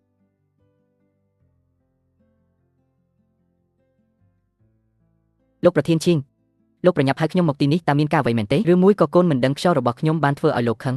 ខ្ញុំត្រឡប់ទៅវិញនឹងប្រដៅវាឲ្យចាស់ដៃមិនខានកៅហ្វុងកៅសាន់យូយមិនមែនធ្វើឲ្យខ្ញុំខឹងឡើយតែគេបានប្រមាថដល់លោកអនុប្រធានសមាគមជីវទីងគឺលោកឈិនយ៉ាងលោកអនុប្រធានឈិនសូមអភ័យទោសផងប៉ាតើប៉ាកំពុងធ្វើអ្វីហ្នឹងអញចង់ងាប់មែនទេបិទមាត់ទៅលោកប្រធានឈិនខ្ញុំតំណាងឲ្យត្រកូលកៅសូមទោសលោកដោយស្មោះគឺជាខ្ញុំដែលប្រដៅកូនមិនបានល្អសូមគុំប្រកាន់ទោសអូសដំណើរនឹងអាដៃនេះអីម្យ៉ាងទៀតត្រកូលកៅរីករាយនឹងសងជំងឺចិត្ត1000លានសូមលោកមេត្តាលើកលែងទោសឲ្យត្រកូលកៅរបស់ពួកយើងបានមួយគ្រានេះផងឈីងសៀយកដល់ចំណងមិត្តភាពរវាងក្មួយនិងត្រកូលកៅជាច្រើនឆ្នាំកន្លងមកនេះក្មួយជួយនិយាយអង្វរជំនួសពូកៅបន្តិចបានទេឈិនយ៉ាងទោះបីជាកៅសាន់យូយថោកទាបពិតមែនប៉ុន្តែត្រកូលកៅខ្ញុំយល់ហើយ1000លានគឺគ្រប់គ្រាន់សម្រាប់បង្ហាញពីភាពស្មោះត្រង់ហើយម្យ៉ាងទៀតតាមស្ថានភាពបច្ចុប្បន្នការលេបត្របាក់ត្រកូលកៅគ្រាន់តែជារឿងពេលវេលាប៉ុណ្ណោះមិនចាំបាច់បង្ខំខ្លាំងពេកទេបើត្រីញាប់សំណាញ់ដាច់វាមានតែការលំបាកលើដើមលោកម្ចាស់ត្រកូលកៅគឺត្រកូលកៅចំណែកគេគឺគេខ្ញុំសង្ឃឹមថាចាប់ពីពេលនេះតទៅនឹងមិនបានឃើញគេនៅក្នុងទីក្រុងជាងឈឹងទៀតឡើយយល់ទេបាទយល់ហើយលោកប្រធានឈិនសូមកុំបារម្ភខ្ញុំនឹងទៅប្រកាសជាសាធារណៈភ្លាមថានឹងលុបឈ្មោះកូនអត់តញម្នាក់នេះចេញពីបញ្ជីត្រកូលកៅចាប់ពីពេលនេះតទៅហើយមិនឲ្យគេជន់ដីទីក្រុងជាងឈឹងសំបីតែមួយជំហានឡើយប៉ាហើយអ្វីប៉ាធ្វើបែបហ្នឹងខ្ញុំជាអ្នកបន្តវេនតែម្នាក់គត់របស់ត្រកូលកៅណាអញ្ចឹងសម្រេចតាមនឹងចុះកាតនេះមានប្រាក់1000លានមិនមានលេខកូដសម្ងាត់ទេលោកអាចប្រើបានភ្លាមលោកប្រធានឈីងលោកប្រធានឈិនខ្ញុំសុំលាហើយបានហើយនាំកូនលោកចេញទៅចុះតោះទៅនឹកស្មានមិនដល់ថាលោកម្ចាស់ត្រកូលកៅដាច់ខាតដល់ថ្នាក់នេះសោះហ៊ានកាត់ការកៅសាន់យូយចោលភ្លាមតែម្ដងអ្នកដែលអាចឡើងធ្វើជាម្ចាស់ត្រកូលបានមិនមែនជាមនុស្សធម្មតាឡើយលោកកៅហ្វុងម្នាក់នេះពូកែជាងកូនប្រុសឥតបានការរបស់គាត់ឆ្ងាយណាស់គាត់ចេះលះបង់តូចដើម្បីរក្សាធំលើកនេះមិនចាំបាច់ពួកយើងចេញដៃទេជីវិតកៅសាន់យូយគឺចប់សពគ្រប់តែម្ដងហើយអូយនឹកស្មានមិនដល់សោះឪពុកកូនពីរនាក់នេះចិត្តល្អមែននាំគ្នាដណ្ដើមយកលុយមកឲ្យខ្ញុំសោះហាអូមែនហើយឈិនយ៉ាងតើតាំងពីពេលណាដែលលោកក្លាយជាអនុប្រធានសមាគមជីវទីងនឹងហើយតើលោកស្គាល់គ្នាជិតស្និទ្ធជាមួយប្រធានឈីងតាំងពីអង្ការរឿងនេះប្រហែលជានិយាយទៅវែងឆ្ងាយបន្តិចហើយថ្ងៃនេះជាថ្ងៃមង្គលដែលហាងទីងអុយគឺបើកសម្ពោធពួកយើងកុំនិយាយរឿងទាំងនេះអីពួកយើងទៅហៅភ្ញៀវកិត្តិយសទាំងអស់ឲ្យត្រឡប់មកវិញទៅអញ្ជើញមកខាងនេះអញ្ជើញតាមសម្រួលតើថៅកែហាងនេះមានខ្សែស្រឡាយមកពីណាសូម្បីតែប្រធានឈីងក៏អញ្ជើញមកគ្រប់គ្រងដោយផ្ទាល់ដែរកុំខ្វល់អីទិញនៅណាក៏ដូចតែគ្នាដែរចាត់ទុកថាលើកមុខមាត់ឲ្យសមាគមជីវទីងចុះតោះប្រញាប់ទៅទិញ